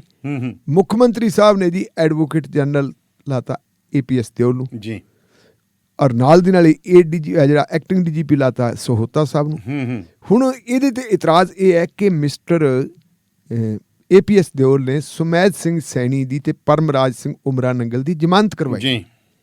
ਤੇ ਸੁਮੈਦ ਸਿੰਘ ਸੈਣੀ ਨੂੰ ਜਿਹੜਾ ਉਹਨਾਂ ਨੇ ਦਿੱਤਾ ਇੱਕ ਲੈ ਕੇ ਦਿੱਤਾ ਹੈ ਬੈਨੀਫਿਟ, ਉਹ ਬਹੁਤ ਵੱਡਾ ਬੈਨੀਫਿਟ ਲੈ ਕੇ ਦਿੱਤਾ ਜੀ। ਉਹ ਬੈਨੀਫਿਟ ਇਹ ਲੈ ਕੇ ਦਿੱਤਾ, ਉੱਥੇ ਉਹਨਾਂ ਨੇ ਜਿਹੜਾ ਪੁਆਇੰਟ ਬਣਾਇਆ ਨਾ ਕਿ ਪੰਜਾਬ ਦੇ ਵਿੱਚ ਕਾਂਗਰਸ ਪਾਰਟੀ ਦੀ ਸਰਕਾਰ ਹੈ ਜਿਹੜੀ, ਇਹ ਪੋਲੀਟੀਕਲ ਬੈਂਡਟਾ ਜੀ, ਰਾਜਸੀ ਵਿਤਕਰੇਬਾਜ਼ੀ ਰਾਜਸੀ ਵਿਤਕਰੇਬਾਜ਼ੀ ਦੀ ਸ਼ਿਕਾਰ ਹੈ ਜੀ। ਔਰ ਜਾਣ ਬੁੱਝ ਕੇ ਇਹਨੂੰ ਜਿਹੜਾ ਹੈਗਾ ਮਿਸਟਰ ਸੁਮੈਦ ਸਿੰਘ ਸੈਣੀ ਨੂੰ ਟਾਰਗੇਟ ਕੀਤਾ ਜਾ ਰਿਹਾ। ਕਿਉਂ? ਕਿਉਂਕਿ ਸੁਮੈਦ ਸਿੰਘ ਸੈਣੀ ਨੇ ਕੈਪਟਨ ਅਮਰਿੰਦਰ ਸਿੰਘ ਦੇ ਖਿਲਾਫ ਵਿਜੀਲੈਂਸ ਬਿਊਰੋ ਦਾ ਚੀਫ ਹੁੰਦਿਆਂ ਪਰਚੇ ਦਰਜ ਕਰਵਾਏ ਜੀ ਜੀ। ਇਸ ਲਈ ਇਹਦੇ ਖਿਲਾਫ ਤਾਂ ਜਿਹੜਾ ਹੈਗਾ ਉਹਨੂੰ ਰੰਜ ਹੈ। ਤੇ ਅਗਲੀ ਗੱਲ ਫਿਰ ਨਾਲ ਭਰਤਿੰਦਰ ਸਿੰਘ ਚਾਹਲ ਦਾ ਨਾਂ ਵੀ ਜੋੜਤਾ ਸੀ ਕਿ ਭਰਤਿੰਦਰ ਸਿੰਘ ਚਾਹਲ ਜਿਹੜੇ ਐਡਵਾਈਜ਼ਰ ਹੈ ਮੁੱਖ ਮੰਤਰੀ ਸਾਹਿਬ ਦੇ ਕੈਪਟਨ ਅਮਰਿੰਦਰ ਸਿੰਘ ਦੇ, ਉਹ ਵਿਜੀਲੈਂਸ ਨੂੰ ਚਲਾ ਰਹੇ। ਇਹਨਾਂ ਦੇ ਖਿਲਾਫ ਜੀ FIR ਇਹ ਹੋਊਗੀ, ਇਹ ਇਹਨਾਂ ਦੇ ਖਿਲਾਫ ਨਵੀਆਂ FIRਆਂ ਹੋ ਸਕਦੀਆਂ ਜੇ ਉਹ ਇੱਕ ਕੇਸ ਦੇ ਵਿੱਚ ਜਾ ਕੇ ਜੁਆਇਨ ਕਰਦੇ ਆ, ਤਫਤੀਸ਼ ਜੁਆਇਨ ਕਰਦੇ ਆ, ਤਾਂ ਦੂਜਾ ਨਵੀਂ FIR ਦਰਜ ਕਰਕੇ ਉਹਨੂੰ ਬੰਦ ਕਰ ਲੈਣਗੇ। ਕਿਉਂਕਿ ਆਪਾਂ ਨੂੰ ਪਤਾ ਵੀ ਸੁਮੈਦ ਸਿੰਘ ਸੈਣੀ ਕਹਿੰਦੇ ਵੀ ਇਨਵੈਸਟੀਗੇਸ਼ਨ ਜੁਆਇਨ ਕਰਨ ਵਾਸਤੇ ਗਏ ਸੀ ਜੀ ਜੀ, ਤੇ ਉਹਨਾਂ ਨੂੰ ਇੱਕ ਹੋਰ ਕੇਸ ਦੇ ਵਿੱਚ ਉੱਥੇ ਬੰਦ ਕਰਤਾ ਸੀ। ਤੇ ਉਦੋਂ ਫਿਰ ਮਾਣਯੋਗ ਹਾਈ ਕੋਰਟ ਨੇ ਇੱਕ ਹੁਕਮ ਜਾਰੀ ਕਰਤਾ। ਹੁਕਮ ਕੀ ਜਾਰੀ ਕੀਤਾ ਕਿ 2022 ਦੀਆਂ ਚੋਣਾਂ ਜਦੋਂ ਤੱਕ ਮੁਕੰਮਲ ਨਹੀਂ ਹੁੰਦੀਆਂ ਉਨੀ ਦੇਰ ਤੱਕ ਬੁਲਾਇਆ ਨਾ ਜਾਵੇ ਸੁਮੈਦ ਸਿੰਘ ਸੈਣੀ ਨੂੰ। ਇਹਦੇ ਖਿਲਾਫ ਜਿਹੜੀਆਂ ਕਾਰਵਾਈਆਂ ਚੱਲਦੀਆਂ ਸਾਰੀਆਂ ਦੇ ਉੱਤੇ ਰੋਕ ਲਾਈ ਜਾਂਦੀ ਹੈ ਤੇ ਉਹ ਰੋਕ ਲੱਗੀ ਹੋਈ ਹੈ ਜੀ। ਹੁਣ ਤਾਜੀ ਐਡਵੋਕੇਟ ਜਨਰਲ ਬਣ ਗਏ ਆਪਣੇ ਦਿਓਲ ਸਾਹਿਬ, ਤੇ ਦਿਓਲ ਸਾਹਿਬ ਹੁਣ ਸਰਕਾਰ ਵਾਲੇ ਪਾਸੋਂ ਕੇਸ ਲੜਨ ਲੱਗ ਪਏ। ਸਰਕਾਰ ਵਾਲੇ ਪਾਸੋਂ ਜਿਹੜਾ ਸਭ ਤੋਂ ਅਹਿਮ ਕੇਸ ਆਇਆ ਉਹ ਆ ਗਿਆ ਰਾਮ ਰਹੀਮ ਦਾ। ਬਿਲਕੁਲ ਆ ਗਿਆ ਜੀ। ਰਾਮ ਰਹੀਮ ਨੂੰ ਕਿਉਂਕਿ ਪ੍ਰੋਡਕਸ਼ਨ ਵਾਰੰਟ ਦਿੱਤਾ ਫਰੀਦਕੋਟ ਦੀ ਅਦਾਲਤ ਨੇ ਵੀ ਲਿਆਓ ਤੇ ਮੇਰੇ ਕੋਲ ਪੇਸ਼ ਕਰੋ। ਉਹਨੂੰ 29 ਤਾਰੀਖ ਦੀ ਦਿੱਤੀ ਸੀ ਡੇਟ। 28 ਤਾਰੀਖ ਨੂੰ ਰਾਮ ਰਹੀਮ ਦਾ ਕੇਸ ਲੱਗ ਗਿਆ ਹਾਈ ਕੋਰਟ 'ਚ। ਉੱਥੇ ਜਿਹੜਾ ਰਾਮ ਰਹੀਮ ਦੇ ਵਕੀਲ ਨੇ ਇਹ ਪਲੀ ਲੈ ਲਈ ਕਿ ਜੀ ਜੇ ਰਾਮ ਰਹੀਮ ਨੂੰ ਪੰਜਾਬ ਲੈ ਗਏ ਜੀ, ਇਸ ਕੇਸ ਦੇ ਵਿੱਚ ਭਾਵੇਂ ਇਹਨੂੰ ਜ਼ਮਾਨਤ ਮਿਲੀ ਹੈ, ਇਹਨੂੰ ਨੋਮੀਨੇਟ ਕੀਤਾ ਹੋਇਆ, ਇਹ ਤੋਂ ਜ਼ਮਾਨਤ ਨਹੀਂ ਮਿਲੀ ਮੇਰੇ ਖਿਆਲ, ਇਹਨੂੰ ਨੋਮੀਨੇਟ ਕੀਤਾ ਹੋਇਆ ਤੇ ਇਹਨੂੰ ਕਿਸੇ ਹੋਰ ਕੇਸ ਦੇ ਵਿੱਚ ਨਵਾਂ ਕੇਸ ਦਰਜ ਕਰਕੇ ਉਹ 'ਚ ਇਨਵੋਲਵ ਕਰ ਲੈਣਗੇ ਜਾਂ ਕਿਸੇ ਪੁਰਾਣੇ ਕੇਸ ਦੇ ਵਿੱਚ ਇਹਨੂੰ ਦੋਸ਼ੀ ਬਣਾ ਸਕਦੇ ਜੀ। ਕਹਿੰਦੇ ਵੀ ਦਿਓਲ ਸਾਹਿਬ ਦੀ ਜਾਂ ਪੰਜਾਬ ਸਰਕਾਰ ਦਾ ਜਿਹੜਾ ਜੋ ਵੀ ਵਕੀਲ ਸੀ ਦਿਓਲ ਸਾਹਿਬ ਦੀ ਕਮਾਂਡ ਵਾਲਾ, ਉਹਨੇ ਕਹਿੰਦੇ ਜੀ ਵਿਰੋਧ ਕੀਤਾ ਵੀ ਨਹੀਂ ਜੀ ਐਂ ਕਿਵੇਂ ਹੋ ਜਾਊਗਾ। ਅੱਛਾ ਜੀ। ਤੇ ਰਾਮ ਰਹੀਮ ਦੇ ਵਕੀਲ ਨੇ ਉੱਥੇ ਫਿਰ ਇੱਕ ਉਹੀ ਪੁਆਇੰਟ ਰੱਖਤਾ। ਉਹ ਕਹਿੰਦੇ ਜੀ ਸੁਮੈਦ ਸੈਣੀ ਵਾਲੇ ਕੇਸ ਦੇ ਵਿੱਚ ਦਿਓਲ ਸਾਹਿਬ ਨੇ ਆਹੀ ਤਾਂ ਗੱਲ ਕਹੀ ਸੀ ਤੇ ਇਹ ਜਿਹੜਾ ਹੈਗਾ ਬੈਨੀਫਿਟ ਮਿਲਿਆ ਵਾ। ਇਸ ਕਰਕੇ ਜਦੋਂ ਇਹ ਬੈਨੀਫਿਟ ਮਿਲ ਗਿਆ ਤੇ ਤੁਸੀਂ ਇਹਨੂੰ ਜ਼ਮਾਨਤ ਇਹਦੀ ਗੱਲ ਬਣਦੀ ਹੈ। ਹਾਈ ਕੋਰਟ ਨੇ ਉਹਦੀ ਕਹਿਤਾ ਜੀ ਬਿਲਕੁਲ ਇਹਨੂੰ ਪੰਜਾਬ ਨਹੀਂ ਭੇਜਣਾ। ਜੇ ਪੁੱਛਗਿੱਛ ਕਰਨੀ ਹੈ ਤੇ ਇਹਦੀ ਸੁਨਾਰੀਆ ਜੇਲ੍ਹ ਕਰ ਲਓ ਤੇ ਅੱਜ ਉਹ ਪੁੱਛਗਿੱਛ ਹੋਈ ਜਾਂਦੀ ਹੈ। ਹੁਣ ਇੱਥੇ ਅੱਜ ਕੀ ਗੱਲ, ਇਹਨੂੰ ਅਸੀਂ ਕਹਿੰਦੇ ਕਨਫਲਿਕਟ ਆਫ ਇੰਟਰਸਟ। ਇੱਥੇ ਗੱਲ ਇੱਥੇ ਆ ਕੇ ਕਨਫਲਿਕਟ ਆਫ ਇੰਟਰਸਟ ਇੱਥੇ ਨਹੀਂ ਸੀ ਚਾਹੀਦਾ ਦਿਓਲ ਸਾਹਿਬ ਨੂੰ। ਹੁਣ ਅਗਲੀ ਗੱਲ, ਦਿਓਲ ਸਾਹਿਬ ਦੇ ਹੁਣ ਅਖਬਾਰਾਂ ਦੇ ਵਿੱਚ ਇਹ ਖਬਰਾਂ ਵੀ ਆ ਗਈਆਂ ਜੀ ਉਹਨਾਂ ਦਾ ਅਸਤੀਫਾ ਸਰਕੂਲੇਟ ਵੀ ਗਿਆ, ਅਸਤੀਫਾ ਦੇਤਾ ਤੇ ਸਰਕਾਰ ਨੇ ਕਹਿਤਾ ਵੀ ਤੁਸੀਂ ਅਗਲੇ ਹੁਕਮਤ ਤੱਕ ਜਿਹੜੇ ਹੈਗੇ ਕੰਮ ਕਰਦੇ ਰਹੋ।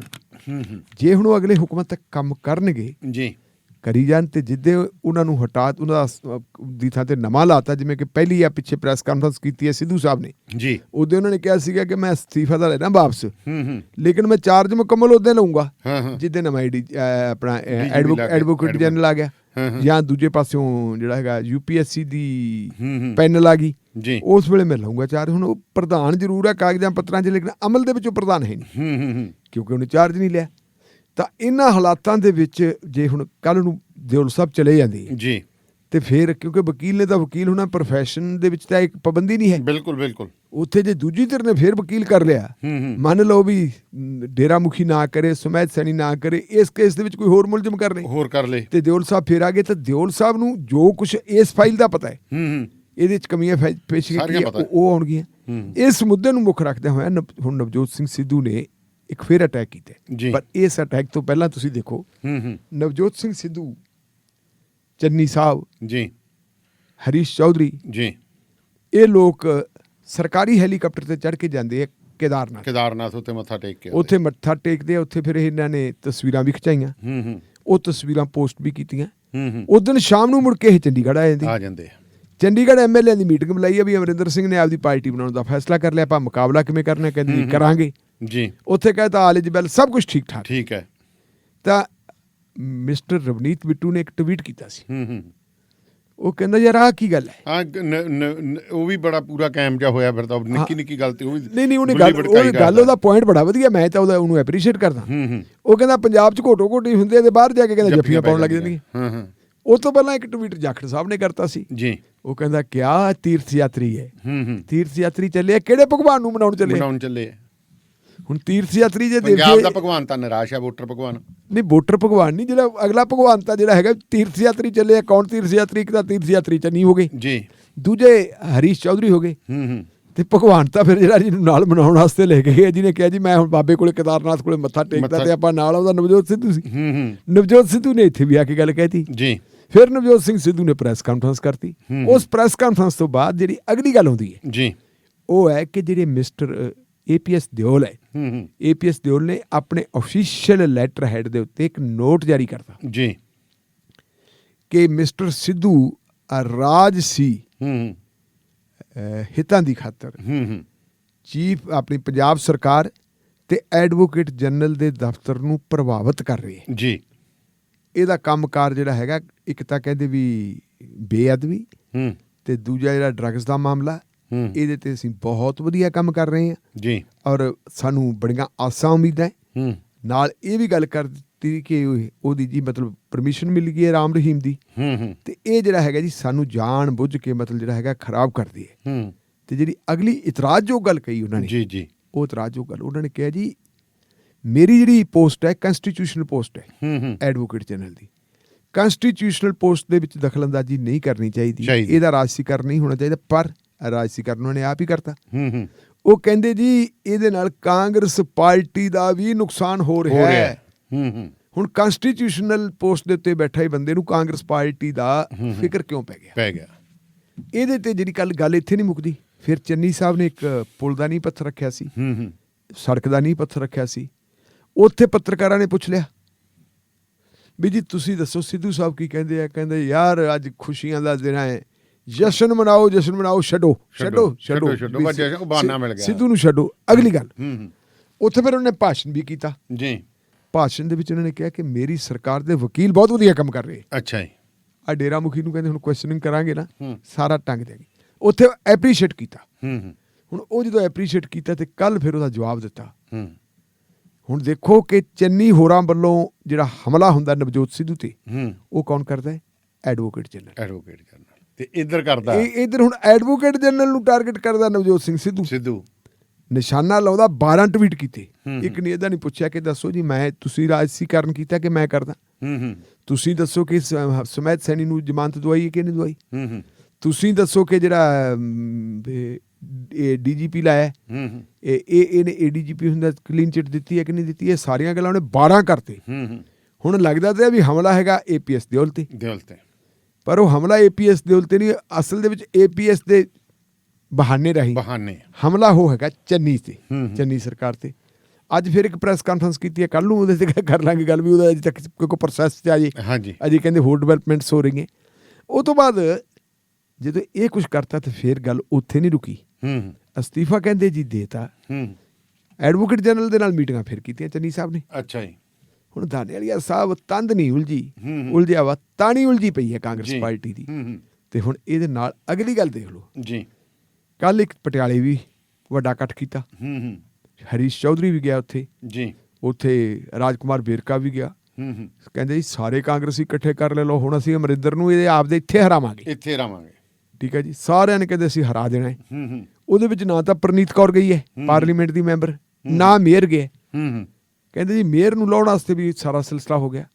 ਇਹ ਜਦੋਂ ਹੁਣ ਕਾਂਗਰਸ ਜਿਹੜੀ ਹੈਗੀ ਹੈ ਉਹ ਆਪਸ ਵਿੱਚ ਡਾਂਗੋ ਸੁੱਟੀ ਹੋ ਰਹੀ ਹੈ ਜੀ, ਉਸ ਵੇਲੇ ਅਕਾਲੀ ਦਲ ਦੀ ਹਾਲਤ ਕੀ ਹੈ? ਆਮ ਆਦਮੀ ਪਾਰਟੀ ਨੇ ਤਾਂ ਉਹ ਤਾਂ ਦਿੱਲੀੋਂ ਆਉਂਦੇ ਹੈ, ਦਿੱਲੀੋਂ ਆ ਕੇ ਖਬਰਾਂ ਬਣਾ ਜਾਂਦੇ ਹੈ, ਫਿਰ ਦਿੱਲੀ ਚੱਲ ਜਾਂਦੇ ਹੈ। ਪੰਜਾਬ ਵਾਲਿਆਂ ਦੇ ਵਿਚਾਰਿਆਂ ਦੇ ਹੱਥ ਵਸ ਕੁਛ ਹੈ ਨਹੀਂਗਾ। ਚਿਹਰਾ ਕਹਿੰਦੇ ਦੇਣਾ ਸੀ, ਉਹ ਅਜੇ ਤੱਕ ਦਿੱਤਾ ਨਹੀਂ। ਪਰ ਅਕਾਲੀ ਦਲ ਦੀ ਹਾਲਤ ਕੀ ਹੈ? ਅਕਾਲੀ ਦਲ ਦੀ ਹਾਲਾਂਕਿ ਲੋਕਾਂ ਦੇ ਵਿੱਚ ਉਹ ਪੈਠ ਹੈ ਨਹੀਂਗੀ, ਪਰ ਅਕਾਲੀ ਦਲ ਦਿਨ ਬ ਦਿਨ ਜਿਹੜਾ ਹੈਗਾ ਜੀ ਉਹ ਮਜ਼ਬੂਤ ਹੋ ਰਿਹਾ, ਉਹ ਲੋਕਾਂ 'ਚ ਜਾ ਰਿਹਾ। ਅੱਜ ਇਕੱਠ ਵੇਖਿਆ ਤੁਸੀਂ, ਭਾਰੀ ਇਕੱਠ ਕਰਕੇ ਅੱਜ ਇੱਥੇ ਵਧੀਆ ਇਕੱਠ ਕਰ ਗਿਆ ਔਰ 24 ਘੰਟਿਆਂ 'ਚ ਕੀਤਾ। 24 ਘੰਟਿਆਂ 'ਚ ਕੀਤਾ। ਇਸ ਇਕੱਠ ਦੇ ਵਿੱਚ ਤੁਸੀਂ ਦੇਖੋ ਕਿ ਕੀ ਹੋਇਆ। ਚਲੋ ਪ੍ਰਧਾਨ ਨੇ ਤਾਂ ਅਕਾਲੀ ਦਲ ਦੇ ਆਉਣਾ ਹੀ ਆਉਣਾ ਸੀ, ਸੁਖਬੀਰ ਸਿੰਘ ਬਾਦਲ ਨੇ। ਇਹਦੇ ਵਿੱਚ ਤੁਸੀਂ ਦੇਖੋ ਕਿ ਜਦੋਂ ਜਗਮੀਤ ਸਿੰਘ ਬਰਾੜ ਨੂੰ ਟਿਕਟ ਮਿਲਦੀ ਹੈ ਉਹਦਾ ਵਿਰੋਧ ਹੋਇਆ ਸੀ। ਮਲੂਕਾ ਸਾਹਿਬ ਨਾਰਾਜ਼ ਹੋ ਗਏ ਸੀ। ਬਿਲਕੁਲ। ਮਲੂਕਾ ਪਰਿਵਾਰ ਨੂੰ ਜਿਹੜਾ ਹੈਗਾ ਤੁਹਾਡਾ ਠੰਡਾ ਕਰਨ ਵਾਸਤੇ ਤੁਹਾਡੇ ਬਿਕਰਮ ਸਿੰਘ ਮਜੀਠੀਆ ਆਪ ਗਏ, 1-2 ਵਾਰੀ ਗਏ ਉਹਨਾਂ ਦੇ ਘਰ। ਫਿਰ ਸੁਖਬੀਰ ਸਿੰਘ ਬਾਦਲ ਵੀ ਗਏ। ਚਲੋ ਜਗਮੀਤ ਸਿੰਘ ਬਰਾੜ ਨੇ ਤਾਂ ਜਾਣਾ ਹੀ ਜਾਣਾ ਸੀ। ਵੱਡੇ ਬਾਦਲ ਸਾਹਿਬ ਨੇ ਫੋਨ ਕੀਤਾ। ਵੱਡੇ ਬਾਦਲ ਜਗਮੀਤ ਸਿੰਘ ਬਰਾੜ ਨੇ ਜਾਣਾ ਹੀ ਜਾਣਾ ਸੀ। ਬਾਅਦ ਦੇ ਵਿੱਚ ਇੱਕ ਚਾਹ ਪਾਰਟੀ ਰੱਖ ਕੇ ਮਲੂਕਾ ਸਾਹਿਬ ਨੇ ਆਪਦੇ ਸਾਰੇ ਬੰਦਿਆਂ ਨੂੰ ਇਕੱਠੇ ਕੀਤਾ। ਪਰ ਅੱਜ ਤੁਸੀਂ ਦੇਖੋ ਕਿ ਸਾਰਾ ਜਿਹੜਾ ਅਕਾਲੀ ਦਲ ਦਾ ਸਰੂਪ ਚੰਦ ਸਿੰਗਲਾ ਲੋਕਲ ਕੈਂਡੀਡੇਟ ਉਹਨਾਂ ਦਾ ਹਾਜ਼ਰ ਹੈ। ਜੀਤ ਮਹਿੰਦਰ ਸਿੰਘ ਸਿੱਧੂ ਉਹ ਤਲਵੰਡੀ ਸਾਬੋ ਦੇ ਇੰਚਾਰਜ ਹੈ, ਉਹ ਉੱਥੇ ਮੌਕੇ ਤੇ ਹਾਜ਼ਰ ਹੈ। ਜਗਮੀਤ ਸਿੰਘ ਬਰਾੜ ਉੱਥੇ ਮੌਕੇ ਤੇ ਹਾਜ਼ਰ ਹੈ ਜੀ। ਸਿਕੰਦਰ ਸਿੰਘ ਮਲੂਕਾ ਹਾਜ਼ਰ ਹੈ।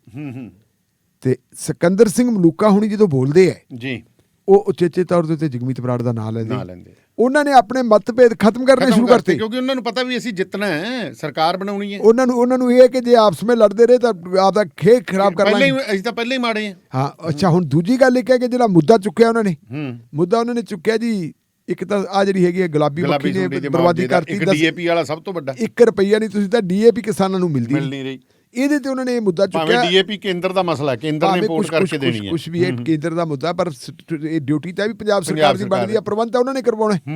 ਔਰ ਇਹ ਤੋਂ 2 ਦਿਨ ਪਹਿਲਾਂ 1-2 ਦਿਨ ਪਹਿਲਾਂ ਚੰਡੀਗੜ੍ਹ ਦੇ ਵਿੱਚ ਮੁੱਖ ਮੰਤਰੀ ਦੇ ਘਰ ਨੂੰ ਘੇਰਨ ਗਏ, ਉੱਥੇ ਲਾਠੀ ਚਾਰਜ ਹੋਇਆ। ਔਰ ਪਹਿਲੀ ਵਾਰ ਦੇਖਿਆ ਜਿਹੜਾ ਅਸਲ ਅਕਾਲੀ ਦਲ ਵਾਲਾ ਜਿਹੜਾ ਹੈਗਾ ਜਬਕਾ ਸੁਖਬੀਰ ਬਾਦਲ ਉਹ ਦਿਖਾ ਰਿਹਾ। ਸੁਖਬੀਰ ਬਾਦਲ ਲੀਡ ਵੀ ਕਰਦਾ ਬੰਦੇ, ਚਲੋ ਕਦੇ ਆਪ ਤਾਂ ਪ੍ਰਧਾਨ ਨਹੀਂ ਤੋੜਦਾ ਹੁੰਦਾ, ਬੈਰੀਕੇਡ ਤਾਂ ਲੋਕ ਹੀ ਤੋੜਦੇ ਆ, ਵਰਕਰ ਤੋੜਦੇ ਆ, ਵਰਕਰਾਂ ਨੇ ਤੋੜਿਆ। ਜਦੋਂ ਲਾਠੀ ਚਾਰਜ ਹੋਇਆ ਤੇ ਕਿਵੇਂ ਉਹ ਬੰਦੇ ਨੂੰ ਮਤਲਬ ਜਿਹੜਾ ਬੰਦਾ ਜ਼ਖਮੀ ਹੈ ਉਹਨੂੰ ਸੁਖਬੀਰ ਸਿੰਘ ਬਾਦਲ ਪਲੋਸਦਾ ਹੈ, ਉਹ ਆਪਣੀ ਪੋਜੀਸ਼ਨ ਵਧਾ ਰਹੇ ਹੈ, ਇਹ ਘਟਾ ਰਹੇ ਹੈ। ਇਹ ਤਾਂ ਹੁਣ ਇਹ ਹੈ ਵੀ ਕਾਂਗਰਸ ਹਾਈ ਕਮਾਂਡ ਦਾ ਮਤਲਬ ਹੈ ਵੀ ਅਸਲ ਦੇ ਵਿੱਚ ਜਿਵੇਂ ਕਹਿੰਦੇ ਨੇ ਵੀ ਆਓ ਜੀ ਆਪਾਂ ਅਣਜਾਣ ਜਿਹਾ ਡਾਕਟਰ ਹੁੰਦਾ, ਕੱਚਾ ਡਾਕਟਰ, ਤੇ ਆਪਰੇਸ਼ਨ ਕਰਨਾ ਪੈ ਜਾਂਦਾ, ਕਹਿੰਦਾ ਲਿਆ ਜੀ ਖੋਲ ਲਈਏ। ਖੋਲ ਤਾਂ ਲਿਆ, ਹੁਣ ਬੰਦ ਕਰਨਾ ਨਹੀਂ। ਉਹਦਾ ਕਾਂਗਰਸ ਹਾਈ ਕਮਾਂਡ ਨੂੰ ਵੀ ਨਹੀਂ ਬੰਦ ਕਰਦਾ ਵੀ ਭੂੰਡਾ ਦਾ ਖੱਖਰ ਛੇੜ ਲਿਆ, ਉੱਡ ਪਿਆ ਤਾਂ ਮੂੰਹ ਨੂੰ ਪੈ ਗਿਆ, ਇਹ ਉੱਡ ਪਿਆ। ਹੁਣ ਇਹ ਤਾਂ ਡੂਮਣਾ ਹੀ ਪੈ ਗਿਆ ਜੀ। ਮੈਨੂੰ ਤਾਂ ਦੰਨੇ ਵਾਲੀਆ ਸਾਹਿਬ ਇਉਂ ਲੱਗਦੀ ਹੈ ਵੀ ਜੇ ਸਥਿਤੀ ਇਹਨਾਂ ਦੀ ਆਹੀ ਰਹੀ ਹੈ, ਨਾ ਸੁਧਰੇ। 1997 ਵਿੱਚ ਬੀਬੀ ਭੱਠਲ ਦੀ ਅਗਵਾਈ ਦੇ ਵਿੱਚ ਚੋਣਾਂ ਲੜੀਆਂ ਸੀ ਤੇ ਉਦੋਂ ਕਾਂਗਰਸ ਪਾਰਟੀ ਨੂੰ ਸੀਟਾਂ ਮਿਲ ਗਈਆਂ ਸੀ 14। ਤੇ ਹੁਣ ਮੈਨੂੰ ਲੱਗਦੀ ਹੈ ਵੀ ਕਾਂਗਰਸ ਪਾਰਟੀ ਉੱਥੇ ਪਾਰਲੀਮੈਂਟ ਦੇ ਵਿੱਚ ਤਾਂ ਵਿਰੋਧੀ ਧਿਰ ਦੀ ਆਗੂ ਹੈ ਨਹੀਂ, ਤੇ ਲੱਗਦਾ ਵੀ ਰਾਹੁਲ ਗਾਂਧੀ ਨੇ ਫੈਸਲਾ ਕਰ ਲਿਆ ਕਿ ਰਹਿਣ ਇੱਥੇ ਵੀ ਨਹੀਂ ਦੇਣਾ। ਤੇ ਮੈਨੂੰ ਤਾਂ ਇਹ ਜਾਪਦਾ ਕਿ ਇਹ ਨਾ ਹੋਵੇ ਕਿ ਕਾਂਗਰਸ ਵਾਲੇ ਥਾਂ ਦੇ ਉੱਤੇ ਅਕਾਲੀ ਦਲ ਆ ਜੇ ਤੇ ਅਕਾਲੀ ਦਲ ਦੇ ਨਾਂ ਵਾਲੇ ਥਾਂ ਦੇ ਉੱਤੇ ਆ ਜਾਏ ਕਾਂਗਰਸ ਪਾਰਟੀ, ਤੇ ਆਪੋਜੀਸ਼ਨ ਦਾ ਰੋਲ ਨਿਭਾਵੇ ਆਮ ਆਦਮੀ ਪਾਰਟੀ। ਤੇ ਢਿੱਲੋਂ ਸਾਹਿਬ ਸੁਖਬੀਰ ਬਾਦਲ ਦੀ ਗੱਲ ਕੀਤੀ ਹੈ। ਦੇਖੋ, ਇੱਕ ਸਮਾਂ ਹੁੰਦਾ ਜਦੋਂ ਬੰਦਾ ਗੱਦੀ ਤੇ ਬੈਠਾ ਉਹਨੂੰ ਰੱਬ ਨਹੀਂ ਚੇਤੇ ਹੁੰਦਾ। ਬਿਲਕੁਲ। ਤੇ ਜਦੋਂ ਪਾਸੇ ਹੋ ਜਾਂਦਾ ਨਾ, ਫਿਰ ਜਿਹੜੀਆਂ ਗੱਲਾਂ ਉਹਨੇ ਆਪਦੀ ਗੱਦੀ ਤੇ ਕੀਤੀਆਂ ਹੁੰਦੀਆਂ, ਉਸੇ ਦਾ ਡਰ ਉਹਨੂੰ ਪਤਾ ਹੁੰਦਾ ਵੀ ਯਾਰ ਹੁਣ ਮੇਰਾ ਵਿਰੋਧੀ ਹੈ। ਜਦੋਂ ਪਤਾ ਹੁੰਦਾ ਨਾ ਭਲਵਾਨ ਜਦੋਂ ਆ ਜਾਂਦਾ ਵੀ ਇਹਨੂੰ ਮੈਂ ਇੱਥੇ ਆਹ ਕੁਛ ਕੀਤਾ ਸੀਗਾ ਤੇ ਇੱਥੇ ਲਪੇੜੇ ਲਾਏ ਸੀ ਇਹਦੇ ਢੂਈ ਤੇ ਹੁਣ ਮੈਨੂੰ ਨਾ ਚੰਡੇ ਤੇ ਫਿਰ ਪਹਿਲਾਂ ਹੀ ਆਇਆ ਢੂਈਆਂ ਦੀਆਂ ਪਲੋਸਾਂ ਪਰਾਂ ਨੂੰ ਹੋਣ ਲੱਗ ਪੈਂਦਾ। ਉਹੀ ਹਾਲਾਤ ਮੈਨੂੰ ਸੁਖਬੀਰ ਬਾਦਲ ਦੇ ਇਸ ਬਿਆਨ ਤੋਂ ਨਜ਼ਰ ਆਉਂਦੇ, ਜਿੱਥੇ ਸੁਖਬੀਰ ਬਾਦਲ ਕਹਿੰਦਾ ਕਿ ਸਾਨੂੰ ਫਸਾਉਣ ਦੇ ਲਈ ਜਿਹੜਾ ਮੁੱਖ ਮੰਤਰੀ ਹੈ, ਕਹਿੰਦਾ ਉਹ ਚਾਲਾਂ ਘੜ ਰਿਹਾ, ਡੀਜੀਪੀ ਤੇ ਦਬਾਅ ਬਣਾ ਰਿਹਾ। ਦਾਣੇ ਵਾਲੀਆ ਸਾਹਿਬ, ਮੈਂ 8ਵੀਂ ਪਾਸ ਕੀਤੀ ਆਪਦੇ ਪਿੰਡੋਂ। ਸਾਡੇ ਪਿੰਡ 8ਵੀਂ ਦਾ ਸਕੂਲ ਸੀ ਤੇ 9ਵੀਂ ਦੇ ਵਿੱਚ ਸਾਡੇ ਨਾਲ ਆ ਝੁੰਬਾ ਪਿੰਡ ਜੀ। ਉਹ ਪਹਿਲਾਂ ਅੰਗਰੇਜ਼ੀ ਰਾਜ ਦੇ ਵਿੱਚ ਹੁੰਦਾ ਸੀ ਤੇ ਸਕੂਲ ਬਹੁਤ ਪੁਰਾਣਾ ਹੈ।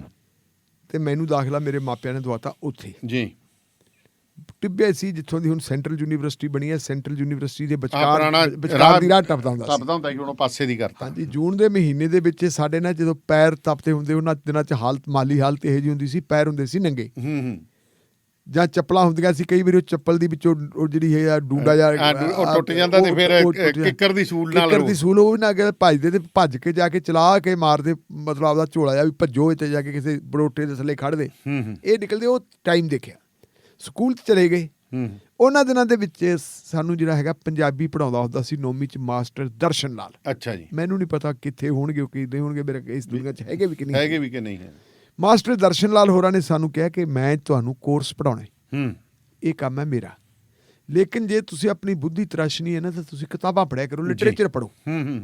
ਲਿਟਰੇਚਰ ਦੇ ਨਾਲ ਤੁਹਾਡਾ ਜਿਹੜਾ ਹੈਗਾ ਗਿਆਨ ਵਧੂਗਾ ਜੀ। ਉਹਨਾਂ ਨੇ ਸਾਨੂੰ ਦੱਸਤਾ ਕਿ ਆਹ ਉਹ ਲਾਇਬ੍ਰੇਰੀ ਹੈ, ਉੱਥੇ ਪੰਜਾਬੀ ਦਾ ਲਿਟਰੇਚਰ ਪਿਆ ਤੇ ਤੁਸੀਂ ਪੰਜਾਬੀ ਦਾ ਲਿਟਰੇਚਰ ਪੜ੍ਹਿਆ ਕਰੋ ਜੀ। ਟੀਚਰ ਨੇ ਗੱਲ ਕਹੀ, ਮੈਂ ਪੱਲੇ ਬੰਨ ਲਈ। ਮੈਂ ਆਪਣੇ ਇੱਕ ਹੋਰ ਮਿੱਤਰ ਨੂੰ ਨਾਲ ਲੈ ਕੇ ਮੈਂ ਚੱਲ ਚਲੀ ਗਿਆ, ਆਪਾਂ ਦੇਖੀਏ ਕਿਤਾਬ। ਤੇ ਮੈਨੂੰ ਉੱਥੇ ਪਹਿਲੀ ਵਾਰੀ ਜੀ ਇੱਕ ਨਾਵਲ ਪਿਆ ਮੈਂ ਤਾਂ ਉਹਨੂੰ ਕਿਤਾਬ ਹੀ ਸਮਝਿਆ ਉਦੋਂ ਵੀ ਇਹ ਕਿਤਾਬ ਹੈ। ਬਾਅਦ ਚ ਪਤਾ ਲੱਗਿਆ ਵੀ ਇਹ ਨਾਵਲ ਹੁੰਦਾ ਹੈ। ਬਾਅਦ ਚ ਪਤਾ ਲੱਗਿਆ ਵੀ ਇਹ ਨਾਵਲ ਹੁੰਦਾ ਹੈ। ਉਹ ਕਿਤਾਬ ਦੇ ਉੱਤੇ ਲਿਖਿਆ ਨਾਨਕ ਸਿੰਘ ਤੇ ਕਿਤਾਬ ਦਾ ਨਾਂ ਸੀ ਪਵਿੱਤਰ ਪਾਪੀ। ਉਹ ਪਵਿੱਤਰ ਪਾਪੀ ਮੈਂ ਕਿਤਾਬ ਪੜ੍ਹੀ ਨਾਵਲ, ਤੇ ਉਹਦੇ ਵਿੱਚ ਮੈਂ ਉਸ ਵੇਲੇ ਜਿਹੜਾ ਹੁਣ ਨਹੀਂ ਮੈਨੂੰ ਉਹਦੀ ਕਹਾਣੀ ਯਾਦ ਵੀ ਕੀ ਹੈ ਕੀ ਨਹੀਂ, ਲੇਕਿਨ ਉਹਦੇ 'ਚ ਇੱਕ ਚੀਜ਼ ਮੇਰੇ ਯਾਦ ਆ ਜਿਹੜੀ ਮੈਨੂੰ ਹੁਣ ਤੱਕ ਕੰਮ ਦਿੰਦੀ ਹੈ ਕਿ ਜ਼ਿੰਦਗੀ ਦੇ ਵਿੱਚ ਤੁਹਾਡਾ ਸਭ ਤੋਂ ਵੱਡਾ ਉਸਤਾਦ ਕੌਣ ਹੈ? ਟੀਚਰ ਵੀ ਤੁਹਾਡਾ ਉਸਤਾਦ ਹੈ, ਮਾਪੇ ਵੀ ਤੁਹਾਡੇ ਉਸਤਾਦ ਹੈ ਨਾ। ਸਭ ਤੋਂ ਵੱਡਾ ਉਸਤਾਦ ਹੈ ਤੁਹਾਡਾ ਤਜਰਬਾ। ਉਹੀ ਹਾਲਾਤ ਤਜਰਬਾ ਜੋ ਤੁਸੀਂ ਤਜਰਬੇ ਦੇ ਵਿੱਚੋਂ ਸਿੱਖਦੇ ਹੋ ਨਾ, ਉਹ ਕਿਤੋਂ ਨਹੀਂ ਸਿੱਖ ਸਕਦੇ। ਉਹ ਕਿਸੇ ਤੁਸੀਂ ਸਕੂਲ ਕਾਲਜ ਯੂਨੀਵਰਸਿਟੀ ਚੋਂ ਨਹੀਂ ਸਿੱਖ ਸਕਦੇ। ਬਿਲਕੁਲ ਸਹੀ ਗੱਲ। ਠੀਕ ਹੈ। ਹੁਣ ਇਹ ਤਜਰਬਾ ਤੁਹਾਡਾ ਵੀ ਆਪਣੇ ਫੀਲਡ ਦੇ ਵਿੱਚ, ਮੇਰਾ ਵੀ ਤਜਰਬਾ। ਮੈਨੂੰ ਕਈ ਵਾਰੀ ਪੁੱਛ ਲੈਂਦੇ ਸੱਜਣ ਕਈ ਵਾਰੀ ਤੂੰ ਕਿੰਨਾ ਕੁ ਪੜ੍ਹਿਆ? ਮੈਂ ਭੁਲੇਖਾ ਬੜਾ ਲੋਕਾਂ ਨੂੰ ਵੀ ਪਤਾ ਨਹੀਂ ਗ੍ਰੈਜੂਏਟ ਹੈ ਕਿ ਪੋਸਟ ਗ੍ਰੈਜੂਏਟ ਹੈ। ਮੈਂ ਕਈ ਵਾਰੀ ਕਹਿ ਦਿੰਦਾ ਯਾਰ ਜੇ ਮੈਂ ਤੁਹਾਨੂੰ ਦੱਸਦਾ ਤੁਹਾਨੂੰ ਯਕੀਨ ਨਹੀਂ ਹੋਣਾ ਜੀ, ਕਿਉਂਕਿ ਮੈਂ ਤਾਂ ਜਿਹੜੀ ਲੋਕਾਂ ਵਾਲੇ ਸਕੂਲ 'ਚ ਪੜ੍ਹਿਆ ਹੋਇਆ ਸੀ, ਉਹ ਸਕੂਲ ਨਹੀਂ ਪੜ੍ਹੇ ਜਿਹੜੇ ਇੱਟਾਂ ਵਾਲੇ ਤੇ ਗਾਰੇ ਵਾਲੇ ਬਣੇ ਹੋਏ। ਪਬਲਿਕ ਦੇ ਸਕੂਲਾਂ ਦੇ ਵਿੱਚੋਂ ਬਹੁਤ ਕੁਝ ਸਿੱਖਿਆ ਵਾ। ਤੁਸੀਂ ਵੀ ਸਿੱਖਿਆ, ਤੁਹਾਨੂੰ ਤਾਂ ਖੈਰ ਮੌਕੇ ਮਿਲ ਗਏ ਸੀ ਪਬਲਿਕ ਸਕੂਲਾਂ 'ਚ ਪੜ੍ਹਨ ਦੇ ਜੀ। ਔਰ ਸਰਦਾਰ ਸੁਖਬੀਰ ਸਿੰਘ ਬਾਦਲ ਤਾਂ ਜਿਸ ਪਰਿਵਾਰ ਦੇ ਵਿੱਚ ਜੰਮੇ ਹੈ, ਜਦੋਂ ਇਹਨਾਂ ਨੇ ਜਨਮ ਲਿਆ, ਉਸ ਵੇਲੇ ਹਾਲਤ ਆਪਾਂ ਇਹ ਕਹਿ ਸਕਦੇ ਹਾਂ ਕਿ ਇਹਨਾਂ ਦੇ ਮੂੰਹ ਦੇ ਵਿੱਚ ਸੋਨੇ ਦਾ ਚਮਚਾ ਸੀ ਪੈਦਾ ਹੋਣ ਵੇਲੇ, ਤੇ ਵੱਡੇ ਵੱਡੇ ਸਲੀਨ ਦੇ ਇਹਨਾਂ ਦੇ ਕੋਲੇ ਸੀਗੇ ਬਿਸਤਰੇ ਜਿਨ੍ਹਾਂ ਦੇ ਵਿੱਚ ਇਹਨਾਂ ਨੇ ਜਨਮ ਲਿਆ ਜੀ। ਪਰ ਤਜਰਬਾ ਉਹਨਾਂ ਕੋਲੇ ਵੀ ਹੈ, ਤਜਰਬਾ ਮੇਰੇ ਕੋਲੇ ਵੀ, ਉਹਨਾਂ ਕੋਲੇ ਵੀ ਹੈ। ਅੱਡੋ ਅੱਡ ਤਜਰਬੇ ਜਿਹੜੇ ਹੁਣ ਤਜਰਬੇ ਸਰਦਾਰ ਸੁਖਬੀਰ ਸਿੰਘ ਬਾਦਲ 1996 'ਚ ਪਹਿਲੀ ਵਾਰੀ ਚੋਣ ਲੜਦੇ। ਬਾਦਲ ਪਰਿਵਾਰ 'ਚੋਂ ਪਹਿਲੀ ਚੋਣ ਜਿਹੜੀ ਹੈਗੀ ਹੈ 95 'ਚ ਲੜਦੇ ਆ ਮਨਪ੍ਰੀਤ ਸਿੰਘ ਬਾਦਲ ਬਾਈ ਇਲੈਕਸ਼ਨ ਮੁੰਡਿਆਂ ਚੋਂ, ਨਵੀਂ ਪੀੜ੍ਹੀ ਚੋਂ 96 'ਚ ਸੁਖਬੀਰ ਸਿੰਘ ਬਾਦਲ ਪਾਰਲੀਮੈਂਟ ਦੇ ਮੈਂਬਰ ਬਣ ਜਾਂਦੇ। ਔਰ ਉਹ ਤੋਂ ਬਾਅਦ ਫਿਰ ਜਿਹੜੀ ਇਹ 97 ਤੋਂ ਲੈ ਕੇ 2002 ਤੱਕ ਦੀ ਪਹਿਲੀ ਸਰਕਾਰ ਜੀ, ਉਹਦਾ ਤਜਰਬਾ ਸਾਰਾ ਇਹ ਦੇਖਦੇ ਆ ਕਿ ਬਾਪੂ ਜੀ ਕਿਵੇਂ ਚਲਾਉਂਦੇ। ਆਪੇ ਪਾਰਲੀਮੈਂਟ ਦੇ ਮੈਂਬਰ ਬਣ ਗਏ ਸੀ, ਕੇਂਦਰ ਦੇ ਵਿੱਚ ਵਜ਼ੀਰ ਬਣ ਗਏ ਸੀ, ਤਜਰਬਾ ਉੱਥੋਂ ਦਾ ਵੀ ਹੋ ਗਿਆ। ਫਿਰ 2007 'ਚ ਸਰਕਾਰ ਬਣਦੀ ਹੈ ਤੇ 17 ਤੱਕ ਰਹਿੰਦੀ ਹੈ। ਉਹਦੇ 2007 ਵਾਲੀ ਦੇ ਵਿਚਕਾਰ ਜੇ ਆ ਕੇ ਬਣ ਗਏ ਸੀ ਇਹ ਡਿਪਟੀ ਮੁੱਖ ਮੰਤਰੀ ਜੀ। ਚੋਣ ਲੜਦੇ ਬਾਅਦ ਚ, ਚੋਣ ਲੜ ਕੇ ਚੋਣ ਤੋਂ ਪਹਿਲਾਂ ਬਣ ਗਏ ਸੀ, ਬਾਅਦ ਚ ਜਲਾਲਾਬਾਦ ਤੋਂ ਘਬਾਏ ਨੂੰ ਅਸਤੀਫਾ ਦਵਾ ਕੇ ਚੋਣ ਲੜੇ। ਉਹ ਡਿਪਟੀ ਮੁੱਖ ਮੰਤਰੀ ਬਣ ਗਏ ਸੀ ਤੇ ਡਿਪਟੀ ਮੁੱਖ ਮੰਤਰੀ ਸੀ ਕਾਗਜ਼ਾਂ 'ਚ। ਲੇਕਿਨ ਜੇ ਅਮਲੀ ਤੌਰ ਤੇ ਦੇਖੀਏ ਤਾਂ ਸਰਦਾਰ ਪ੍ਰਕਾਸ਼ ਸਿੰਘ ਬਾਦਲ ਕੋਲੇ ਦਸਤਖਤ ਕਰਦੇ ਉਹ ਕਾਗਜ਼ਾਂ 'ਚ ਸੀਗੇ। ਅਸਲ ਕੰਮ ਜਿਹੜਾ ਸੁਖਬੀਰ ਸਿੰਘ ਬਾਦਲ ਕੋਲੇ ਹੁੰਦਾ ਸੀ। ਹੁਣ ਜੇ ਆਪਾਂ ਗੁਰਦੇਵ ਆਪਣੇ ਇਕਬਾਲਪ੍ਰੀਤ ਸਿੰਘ ਸਹੋਤਾ ਦੀ ਗੱਲ ਕਰਦੇ ਹਾਂ ਜੀ, ਸਹੋਤਾ ਸਾਹਿਬ ਨੇ ਅਣਪਛਾਤੀ ਪੁਲਿਸ ਲਿਖਤੀ। ਉਹ ਲਿਖੀ ਨਹੀਂ ਸੀ, ਲਿਖਵਾਈ ਗਈ ਸੀ। ਕਿਉਂਕਿ ਹਰ ਜਿਹੜਾ ਹੈਗਾ ਅਫਸਰ ਉਹ ਵੇਲੇ ਦੇ ਹਾਕਮ ਤੇ ਖਾਸ ਕਰਕੇ ਪੁਲਿਸ ਅਫਸਰ ਵੇਲੇ ਦੇ ਹਾਕਮ ਦਾ ਹੁਕਮ ਮੰਨਣ ਲਈ ਪਾਬੰਦ ਹੈ। ਬਿਲਕੁਲ, ਜੇ ਉਹਨੇ ਰਹਿਣਾ ਤਾਂ ਉਹਨੂੰ ਮੰਨਣਾ ਪੈਣੇ। ਬਹੁਤ ਘੱਟ ਹੁੰਦੇ ਆ ਜਿਹੜੇ ਨਹੀਂ ਮੰਨਦੇ, ਤੇ ਉਹਨਾਂ ਦੀ ਹਾਲਤ ਕੀ ਹੁੰਦੀ ਹੈ ਉਹ ਮੈਂ ਦੇ ਦੇਣਾ, ਮਿਸਾਲ ਦੇ ਦੇਣਾ। ਪੰਜਾਬ ਦੇ ਵਿੱਚ ਇੱਕ ਬੜਾ ਕਾਬਲ ਪੁਲਿਸ ਅਫਸਰ ਜੀ, ਬਠਿੰਡੇ ਤੋਂ ਉਹਨਾਂ ਨੇ ਆਪਣੀ ਸਰਵਿਸ ਦੀ ਸ਼ੁਰੂਆਤ ਕੀਤੀ ਸੀਗੀ ਬਤੌਰ ASP, ਜਦੋਂ ਸਬ ਡਿਵੀਜ਼ਨ ਦੇ ਆਪਣੇ ਸਿਟੀ ਦੇ ਇੰਚਾਰਜ ਹੁੰਦੇ ਸੀ। ਉਹਨਾਂ ਦਾ ਨਾਰਾਇਣ ਨਲਬ ਕਿਸ਼ੋਰ ਜੀ, ਇਸ ਵੇਲੇ ਮੇਰਾ ਖਿਆਲ ਉਹ ADGP ਹੋਣਗੇ। ਬਾਅਦ ਦੇ ਵਿੱਚ ਉਹ CBI 'ਚ ਵੀ ਚਲੇ ਗਏ ਸੀ ਔਰ CBI ਦੇ ਵਿੱਚ ਉਹਨਾਂ ਨੇ ਇੱਕ ਬਹੁਤ ਇੰਪੋਰਟੈਂਟ ਕੇਸ ਜਿਹੜਾ ਸੋਲਵ ਕੀਤਾ ਸੀਗਾ। ਦੇਹਰਾਦੂਨ ਇੱਕ ਕਸ਼ਮੀਰੀ ਮੁੰਡੇ ਨੂੰ ਗੋਲੀ ਮਾਰ ਕੇ ਮਾਰਤਾ ਸੀ ਪੁਲਿਸ ਵਾਲਿਆਂ ਨੇ। ਉਹਦੀ ਜਾਂਚ ਉਹਨਾਂ ਨੇ ਕੀਤੀ ਸੀ ਤੇ ਉਸ ਜਾਂਚ ਦੇ ਵਿੱਚ ਉਹ ਜਿਹੜੇ ਪੁਲਿਸ ਵਾਲਿਆਂ ਨੂੰ ਸਜ਼ਾ ਹੋਈ ਸੀ। ਬਹੁਤ ਇੰਪੋਰਟੈਂਟ ਕੇਸ ਸੀ। ਬਿਲਕੁਲ, ਉਹਦਾ ਨਾਂ ਬਹੁਤ ਚੱਲਿਆ, ਲੇਕਿਨ ਉਹਨੇ ਇੱਕ ਆਪਣੀ ਦਿਖਾਉਣ ਲੱਗ ਗਿਆ ਵੀ ਭਾਈ ਮੈਂ ਵੀ ਹੱਕ ਮੰਗਣ ਲੱਗ ਗਿਆ। ਕਿਉਂਕਿ ਕਾਡਰ ਜਿਹੜੇ ਰੈਵਨਿਊ ਜ਼ਿਲ੍ਹੇ ਹੈ ਨਾ, ਰੈਵਨਿਊ ਜ਼ਿਲ੍ਹਿਆਂ ਦੇ ਵਿੱਚ ਜਿਹੜੇ ਪੁਲਿਸ ਅਫਸਰ SSP ਲੱਗਦੇ ਹੈ ਉਹ IPS ਲੱਗਣੇ ਚਾਹੀਦੇ ਹੈ, ਜਿਹਨੂੰ ਅਸੀਂ ਕਾਡਰ ਪੋਸਟ ਕਹਿੰਦੇ। ਬਿਲਕੁਲ, PPS ਨਹੀਂ ਲੱਗਣੇ ਚਾਹੀਦੇ। ਲੇਕਿਨ ਇੱਕ ਵੇਲਾ ਇਹੋ ਜਿਹਾ ਵੀ ਸੀ, ਅੱਜ ਵੀ ਹੈਗਾ, ਅੱਜ ਵੀ PPS ਲੱਗੇ ਵੇ। ਉਹਨਾਂ ਨੇ ਜੀ PPS ਲਾਤੇ ਸੀ ਸਰਕਾਰ ਨੇ ਵੇਲੇ ਦੀ ਨੇ। ਤੇ ਨਲਬ ਕਿਸ਼ੋਰ ਨੇ ਪਟੀਸ਼ਨ ਦਾਇਰ ਕਰਤੀ ਸੀ ਹਾਈ ਕੋਰਟ 'ਚ ਕਿ ਇਹ ਕਿਉਂ ਹੋਇਆ ਜੀ। ਉਦੋਂ ਤੋਂ ਬੰਦੇ ਦੇ ਮਗਰ ਜੀ ਮਤਲਬ ਸਿਸਟਮ ਪਿਆ ਹੋਇਆ। ਨਵਜੋਤ ਸਿੰਘ ਸਿੱਧੂ ਸਿਸਟਮ ਦੀ ਗੱਲ ਕਰਦਾ ਸੀ, ਉਹ ਸਿਸਟਮ ਇਕੱਲਾ ਸਮਝੀ ਜਾਂਦਾ ਸੀ। ਸੁਖਬੀਰ ਆਪਣੇ ਅਮਰਿੰਦਰ ਸਿੰਘ ਸਿਸਟਮ ਉਹ ਨਹੀਂ ਹੁੰਦਾ। ਸਿਸਟਮ ਜਿਹੜਾ ਮੈਂ ਜ਼ਿਕਰ ਕਰਦਾ ਇਹ ਸਿਸਟਮ ਹੈ। ਸਿਸਟਮ ਪੈ ਗਿਆ ਵੀ ਤੇਰੀ ਪਹੁੰਚ, ਸਰਕਾਰ ਦੇ ਫੈਸਲੇ ਨੂੰ ਤੂੰ ਹਾਈ ਕੋਰਟ 'ਚ ਚੁਣੌਤੀ ਦੇਤੀ। ਜਦੋਂ ਪਾਪੂਲਰ ਸਰਕਾਰ ਬਣ ਜਾਂਦੀ ਹੈ ਵਿਚਾਰੇ ਦੇ ਪੈਰ ਹੀ ਨਹੀਂ ਲੱਗਦੇ, ਪੰਜਾਬ 'ਚ ਖੜਦਾ ਹੀ ਨਹੀਂ। ਨਾ ਖੜਦਾ ਹੀ ਨਹੀਂ, ਉਦੋਂ ਦਾ ਹੀ ਗਿਆ ਵਾ ਜੀ। ਖੜਨ ਦਿੰਦੇ ਨਹੀਂ, ਆ ਗਿਆ ਸੀ ਕਰੀ। ਅੱਛਾ, ਇਹ ਜਿਹੜੀ ਹੈਗੀ ਆ ਤੁਹਾਡੀ ਵਿਧਾਨ ਸਭਾ ਦੀ ਚੋਣ 2017 ਵਾਲੀ, 2017 ਦੀ ਚੋਣ ਵੇਲੇ ਵਿਧਾਨ ਸਭਾ ਦੀ ਵੇਲੇ ਲਾਤਾ ਸੀ ਉਹਨੂੰ, ਬਠਿੰਡੇ ਦਾ IG ਲਾਤਾ ਸੀ। ਅੱਛਾ, ਤੇ ਫਿਰ ਤੁਹਾਡੇ ਯਾਦ ਹੈ ਬਠਿੰਡੇ ਦਾ IG ਲਾਤਾ ਸੀ ਤੇ ਉਹ ਤੋਂ ਪਹਿਲਾਂ ਸ਼ਰਾਬ ਫੜੀ ਗਈ ਸੀ। ਉਹ ਸ਼ਰਾਬ ਵਾਲੇ ਕੇਸ ਨੂੰ ਕੋਈ ਹੱਥ ਨਹੀਂ ਪਾਉਂਦਾ ਸੀ। ਤੇ ਜਿਹੜੀ ਪਹਿਲੀ ਗ੍ਰਿਫਤਾਰੀ ਕੀਤੀ ਸੀ, ਗ੍ਰਿਫਤਾਰੀ ਕਿਹੜੇ SSP ਕੌਣ ਸੀ ਉਹਦਾ, ਸਵਪਨ ਸ਼ਰਮਾ ਜਿਹੜਾ ਬਾਦਲਾਂ ਦਾ ਖਾਸ ਸੀ, ਠੀਕ ਹੈ। ਉਹ ਫਿਰ ਕਹਿ ਕੇ ਜਿਹੜੀਆਂ ਗ੍ਰਿਫਤਾਰੀਆਂ ਕਰਾਂਗਾ ਸ਼ਾਇਦ 19 ਚ ਕਰਵਾਈ ਹੈ ਕਿ ਕੀ ਗ੍ਰਿਫਤਾਰੀ ਸ਼ਾਇਦ 19 ਚ ਹੋਈ ਹੈ। ਕੇਸ 17 ਦੇ ਵਿੱਚ ਕਾਫੀ ਸ਼ਰਾਬ ਇੱਥੇ ਬਰਾਮਦ ਹੋਈ ਸੀਗੀ, ਉਹ ਕੀਤਾ ਸੀ। ਤੇ ਉਸ ਤੋਂ ਬਾਅਦ ਜਦੋਂ ਪਪੂਲਰ ਸਰਕਾਰ ਬਣ ਗਈ ਵਿਚਾਰਾ ਫਿਰ ਉੱਥੇ ਗਿਆ। ਸੋ ਇਹ ਗੱਲ ਹੈ ਜੀ, ਤਜਰਬੇ ਚੋਂ ਗੱਲਾਂ ਨਿਕਲਦੀਆਂ, ਚਾਹੇ ਉਹ ਹੈ ਤੇ ਚਾਹੇ ਉਹ ਹੈ। ਇਹ ਗੱਡੀ ਚੱਲਦੀ ਨਹੀਂ ਹੁੰਦੀ, ਸਰਕਾਰਾਂ ਦੇ ਮੁਤਾਬਕ ਚੱਲਣਾ ਪੈਂਦਾ। ਹੁਣ ਸੁਖਬੀਰ ਸਿੰਘ ਬਾਦਲ ਫਿਰ ਉਹੀ ਆਪਦੇ ਤਜਰਬੇ ਚੋਂ ਗੱਲ ਕੀਤੀ ਹੈ ਕਿ ਜਿਵੇਂ ਅਸੀਂ ਗੁਰੂ ਦੇ ਦੋਖੀਆਂ ਨੂੰ ਕਾਨੂੰਨ ਆਪਣੇ ਸਕੰਜੇ 'ਚ ਨਾ ਲੈ ਲਈ ਜੀ, ਉਹਨੂੰ ਰੋਕਣ ਵਾਸਤੇ ਮਤਲਬ ਜਿਹੜੀ ਹੈਗੀ ਪੁਲਿਸ ਤਾਇਨਾਤ ਕੀਤੀ ਗਈ। ਸਿੱਖ ਪ੍ਰਚਾਰਕਾਂ ਦੇ ਉੱਤੇ ਤਸ਼ੱਦਦ ਕੀਤਾ ਗਿਆ ਜੀ, 2 ਬੰਦੇ ਮਾਰੇ ਗਏ। ਉਹਨਾਂ ਨੂੰ ਬਚਾਉਣ ਵਾਸਤੇ ਫਿਰ ਜਿਹੜਾ ਹੈਗਾ ਪੁਲਿਸ ਵਾਲਿਆਂ ਨੂੰ ਜਿਹੜੀ ਉਹ ਅਣਪਛਾਤੀ ਪੁਲਿਸ ਬਣਾਈ ਗਈ। FIR ਨਾ ਕੱਟੀ ਗਈ ਪਹਿਲਾਂ ਵਕਤ ਸਿਰ। ਇਹ ਵੀ ਜਿਹੜਾ ਕਿਸੇ ਦਾ ਹੁਕਮ ਹੀ ਸੀ ਨਾ ਜੀ, ਬਿਲਕੁਲ। ਇਹ ਤਜਰਬੇ ਚੋਂ ਗੱਲ ਨਿਕਲਦੀ ਹੈ। ਤੇ ਹੁਣ ਤਜਰਬੇ ਚੋਂ ਗੱਲ ਸੁਖਬੀਰ ਸਿੰਘ ਬਾਦਲ ਨੇ ਕਹਿਤਾ ਜੀ, ਚੰਨੀ ਸਾਹਿਬ ਤਾਂ ਸਾਡੇ ਮਗਰ ਪੈ ਗਏ ਜੀ।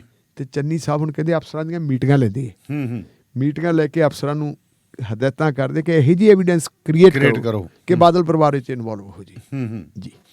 ਤੇ ਢਿੱਲੋਂ ਸਾਹਿਬ ਫਿਰ ਪੰਜਾਬ ਨੇ ਵੀ ਡੀਜ਼ਲ ਪੈਟਰੋਲ ਸਸਤੇ ਕਰਤੇ। ਮੇਰਾ ਖਿਆਲ ਹੈ ਵੀ ਚੰਗਾ ਹੋਇਆ, ਵਧੀਆ ਹੋਇਆ। ਔਰ ਇਹਦਾ ਜਿਵੇਂ ਆਪਾਂ ਕੀਤਾ ਕਿ ਉਹ ਚੰਡੀਗੜ੍ਹ 'ਚ ਮੁੱਖ ਮੰਤਰੀ ਦੇ ਦਫ਼ਤਰ ਦਾ ਘਰ ਦਾ ਘਰਾਓ ਕਰਨ ਦਾ ਯਤਨ ਵੀ ਕੀਤਾ ਸੀ ਅਕਾਲੀ ਦਲ ਵਾਲਿਆਂ ਨੇ। ਉਹਨਾਂ ਨੇ ਕੋਸ਼ਿਸ਼ ਕੀਤੀ ਸੀ ਕਿ ਆਪਾਂ ਇਹ ਕ੍ਰੈਡਿਟ ਲੈ ਲਈਏ। ਤੇ ਚੰਨੀ ਸਾਹਿਬ ਨੇ ਕੱਲ੍ਹ ਕਿਹਾ ਵੀ ਕੈਬਨਿਟ ਦੀ ਮੀਟਿੰਗ ਤੋਂ ਬਾਅਦ ਵੀ ਉਹ ਕ੍ਰੈਡਿਟ ਪਾਈ। ਅਸੀਂ ਵੀ ਜਦੋਂ ਆਪੋਜੀਸ਼ਨ 'ਚ ਹੁੰਦੇ ਸੀ ਸਾਨੂੰ ਵੀ ਪਤਾ ਲੱਗ ਜਾਂਦਾ ਸੀ ਕਿ ਸਰਕਾਰ ਆ ਫੈਸਲਾ ਕਰਨ ਵਾਲੀ ਹੈ, ਉਦੋਂ ਅਸੀਂ ਵੀ ਆਪਦਾ ਹੋ ਹੱਲਾ ਕਰ ਲੈਂਦੇ ਸੀ। ਇਹਨਾਂ ਨੇ ਵੀ ਹੋ ਹੱਲਾ ਕਰ ਲਿਆ। ਤੇ ਕੱਲ੍ਹ ਉਹਨਾਂ ਨੇ ਜੀ 10 ਰੁਪਏ ਪੈਟਰੋਲ ਘਟਾਤਾ ਜੀ ਤੇ 5 ਰੁਪਏ ਘਟਾਤਾ ਡੀਜ਼ਲ। ਇਹਦਾ ਮਤਲਬ ਹੈ ਵੀ 95 ਰੁਪਏ ਪੰਜਾਬ ਦੇ ਵਿੱਚ ਪੈਟਰੋਲ ਹੋ ਗਿਆ ਜੀ ਤੇ 84 ਰੁਪਏ ਹੋ ਗਿਆ ਡੀਜ਼ਲ। ਇਹਦੇ 'ਚ ਜਿਹੜਾ ਦਾਅਵਾ ਕੀਤਾ ਹੈ ਮਨਪ੍ਰੀਤ ਸਿੰਘ ਬਾਦਲ ਨੇ ਵੀ ਇੱਕ ਅੱਧੇ ਕਿਸੇ ਸੂਬੇ ਨੂੰ ਕੋਈ ਯੂਨੀਅਨ ਟੈਰੀਟਰੀ ਵਗੈਰਾ ਨੂੰ ਛੱਡ ਕੇ ਉੱਤਰੀ ਭਾਰਤ ਦੇ ਵਿੱਚ ਜੀ ਸਭ ਤੋਂ ਸਸਤਾ ਜਿਹੜਾ ਹੈਗਾ ਪੈਟਰੋਲ ਉਹ ਇਸ ਵੇਲੇ ਪੰਜਾਬ ਦੇ ਵਿੱਚ ਹੈ ਜੀ। ਦੂਜੀ ਗੱਲ ਮਨਪ੍ਰੀਤ ਬਾਦਲ ਨੇ ਕੱਲ੍ਹ ਇੱਕ ਬਹੁਤ ਵਧੀਆ ਕਹੀ, ਮੈਨੂੰ ਵੀ ਉਹਦਾ ਨਹੀਂ ਪਤਾ ਸੀ ਜੀ। ਆਪਣੇ ਬਹੁਤ ਸਾਰੇ ਲੋਕਾਂ ਨੂੰ ਭੁਲੇਖਾ ਇਹ ਹੈ ਕਿ ਜਿੰਨਾ ਟੈਕਸ ਲਾਉਂਦੀ ਹੈ ਨਾ ਸੈਂਟਰ ਸਰਕਾਰ, ਉਦੋਂ ਵੱਧ ਟੈਕਸ ਪੰਜਾਬ ਸਰਕਾਰ ਦਾ ਜੀ। ਕੱਲ੍ਹ ਮਨਪ੍ਰੀਤ ਬਾਦਲ ਨੇ ਦੱਸਿਆ ਕਿ ਜਿਹੜਾ ਸੈਂਟਰ ਸਰਕਾਰ ਨੇ ਐਕਸਾਈਜ਼ ਡਿਊਟੀ ਲਈ ਹੈ ਨਾ ਛੋਟ ਦਿੱਤੀ ਹੈ, ਉਹ ਕੋਈ ਛੋਟ ਨਹੀਂ ਹੈ। ਉਹਦੇ ਵਿੱਚ ਕੇਂਦਰ ਸਰਕਾਰ ਦਾ ਬਹੁਤਾ ਕੁਛ ਨਹੀਂ ਜੀ। ਸੈਂਟਰਲ ਐਕਸਾਈਜ਼ ਦੇ ਵਿੱਚੋਂ 42% ਹਿੱਸਾ ਸਟੇਟਾਂ ਦਾ ਹੈ। ਉਹ ਤਾਂ ਕਹਿੰਦੇ ਸਾਡੇ ਕੋਲੇ ਆਉਣਾ ਸੀ। ਜਿਹੜੇ ਉਹਨਾਂ ਨੇ ਮਾਫ ਕੀਤੇ ਉਹਦੇ 'ਚ 42% ਪੰਜਾਬ ਦਾ ਵੀ ਹੈਗਾ। ਤੇ ਅਸੀਂ ਆ ਉੱਤੋਂ ਕਰ ਰਹੇ ਹਾਂ ਹੋਰ। ਨਾਲ ਉਹਨਾਂ ਨੇ ਇੱਕ ਹੋਰ ਗੱਲ ਦੱਸੀ ਕਿ 2 ਹੋਰ ਟੈਕਸ ਹੈ ਜੀ। ਇੱਕ ਹੈਗਾ ਸਪੈਸ਼ਲ ਐਕਸਾਈਜ਼। ਸਪੈਸ਼ਲ ਐਕਸਾਈਜ਼ ਜਿਹੜਾ ਹੈਗਾ ਉਹ ਸਾਰੇ ਦੇ ਉੱਤੇ ਇੱਕ ਅਧਿਕਾਰ ਕੇਂਦਰ ਦਾ ਹੈ। ਇੱਕ ਹੈਗਾ ਸੈਸ, ਉਹ ਵੀ ਕੇਂਦਰ ਹੈ। ਉਹ ਕਹਿੰਦੇ ਵੀ ਕੇਂਦਰ ਨੇ ਆਪਦੇ ਵਾਲੇ 'ਚ ਤਾਂ ਘਟਾਇਆ ਹੀ ਕੁਛ ਨਹੀਂ। ਇਸ ਕਰਕੇ ਜੇ ਆਪਾਂ ਕੇਂਦਰ ਦਾ ਦੇਖੀਏ ਤੇ ਕੀ ਹੈ ਹੁਣ ਇਹਦੇ 'ਚ ਇਹ ਦੇਖੋ ਦਾਨੇ ਵਾਲੀ ਅਗਲੀ ਗੱਲ ਹੈ ਜਿਹੜੀ ਕਿ ਤੇਲ ਦੀਆਂ ਕੀਮਤਾਂ ਜਦੋਂ ਡਾਕਟਰ ਮਨਮੋਹਨ ਸਿੰਘ ਪ੍ਰਧਾਨ ਮੰਤਰੀ ਹੁੰਦੇ ਸੀ ਜੀ, ਉਦੋਂ ਕੌਮਾਂਤਰੀ ਮਾਰਕੀਟ 'ਚ ਤੇਲ ਤੇ ਕੱਚੇ ਤੇਲ ਦੀਆਂ ਜਿਹੜੀਆਂ ਕੀਮਤਾਂ ਕਾਫੀ ਜ਼ਿਆਦਾ ਸੀ। ਤੇ ਜਦੋਂ ਮੋਦੀ ਸਾਹਿਬ ਪ੍ਰਧਾਨ ਮੰਤਰੀ ਬਣੇ ਉਹ ਤੋਂ ਬਾਅਦ ਮਤਲਬ ਲਗਾਤਾਰ ਕੰਪਨੀਆਂ ਆਪਣੇ ਵਧਾਉਂਦੇ ਗਈਆਂ। ਲੇਕਿਨ ਕਰੋਨਾ ਦੇ ਦੌਰ ਦੇ ਵਿੱਚ ਆ ਕੇ ਇੰਨਾ ਸਸਤਾ ਹੋ ਗਿਆ ਸੀ ਤੇ ਕੱਚਾ ਤੇਲ ਉਹ ਕਹਿੰਦੇ ਮੁਫਤ ਲੈ ਜਾਓ ਉਹਨਾਂ ਤੋਂ। ਉਦੋਂ ਵੀ ਅਸੀਂ ਦੱਬੀ ਗਏ। ਅੱਜ ਵੀ ਮਨਮੋਹਨ ਸਿੰਘ ਦੇ ਮੁਕਾਬਲਤਨ ਕਿਤੇ ਸਸਤਾ ਹੈ ਕੱਚਾ ਤੇਲ। ਇਹਦੇ ਬਾਵਜੂਦ ਮਹਿੰਗਾ ਸੀ ਕਿਉਂ? ਕਿਉਂਕਿ ਇੱਕ ਵਾਰੀ ਤੋਂ ਕੰਪਨੀਆਂ ਮਹਿੰਗਾ ਕਰ ਲੈਂਦੀਆਂ, ਉਹਨਾਂ ਨੂੰ ਫਿਰ ਕਹਿੰਦੇ ਚੱਕੀ ਚੱਲੋ ਫੱਟੇ। ਉਹਦਾ ਮੀਟਰ ਤਾਂ ਹੀ ਚੜੀ ਜਾਂਦਾ। ਉਹ ਕਿਉਂਕਿ ਉਹ ਅਦਾਨੀ ਅੰਬਾਨੀ ਇੱਕ ਤਾਂ ਲਿਆ ਜੀਓ ਹੈ ਵੀ ਤੁਸੀਂ ਵੀ ਕਮਾਈ ਕਰ ਲਓ ਤੇ ਨਾਲ ਫਿਰ ਸਰਕਾਰਾਂ ਕਹਿੰਦੀਆਂ ਸਾਨੂੰ ਵੀ ਕਰਾ ਦਿਓ। ਜੇ ਤੁਸੀਂ ਆਪਦਾ ਰੇਟ ਘਟਾਤਾ ਤਾਂ ਫਿਰ ਸਾਨੂੰ ਜਿਹੜਾ ਐਕਸਾਈਜ਼, ਸਪੈਸ਼ਲ ਐਕਸਾਈਜ਼, ਸੈਸ ਤੇ ਸੂਬਿਆਂ ਦਾ ਬੈਟ ਇਹ ਘਟ ਜਾਣਾ। ਸੋ ਕੁੱਲ ਮਿਲਾ ਕੇ ਚੰਗਾ ਕੀਤਾ। ਪਰ ਗੱਲ ਇਹ ਨੇ ਇਹ ਉੱਠ ਤੋਂ ਛਾਣ ਨਹੀਂ ਲਾਹੀ ਹੈ। ਇਹ ਹੁਣ ਇਹ ਕਹਿੰਦਾ ਤੁਹਾਨੂੰ ਅਸੀਂ ਦੇ ਤਾਂ ਦਿੱਤਾ ਕਿ ਸਾਡਾ ਸੀ ਸਾਥੋਂ ਲਿਆ ਵਾ, ਜਿੰਨਾ ਤੁਸੀਂ ਸਾਥੋਂ ਲੈਂਦੇ ਰਹੇ ਉਹਨਾਂ ਦਾ ਦਿੱਤਾ ਹੀ ਨਹੀਂ ਹਾਲੇ ਜੀ। ਉਹ ਇਹ ਕਹਿਤਾ ਚਲੋ ਜੀ ਤੁਹਾਡਾ ਅਸੀਂ ਘਟਾਤਾ, ਚਲੋ ਵੈਲਕਮ ਕਰਦੇ ਹਾਂ ਜੀ, ਕੁਛ ਤਾਂ ਕੀਤਾ ਜੀ। ਸੋ ਬਹੁਤ ਬਹੁਤ ਸ਼ੁਕਰੀਆ ਢਿੱਲੋਂ ਸਾਹਿਬ, ਮਿਹਰਬਾਨੀ। ਸੋ ਪ੍ਰੋਗਰਾਮ ਸ਼ਮਾਦਾਨ ਬਾਦਸਤੂਰ ਜਾਰੀ ਰਹੇਗਾ ਜੀ। ਸੋ ਜੁੜੇ ਰਹੋ ਰੇਡੀਓ ਪੰਜਾਬ ਟੂਡੇ ਦੇ ਨਾਲ।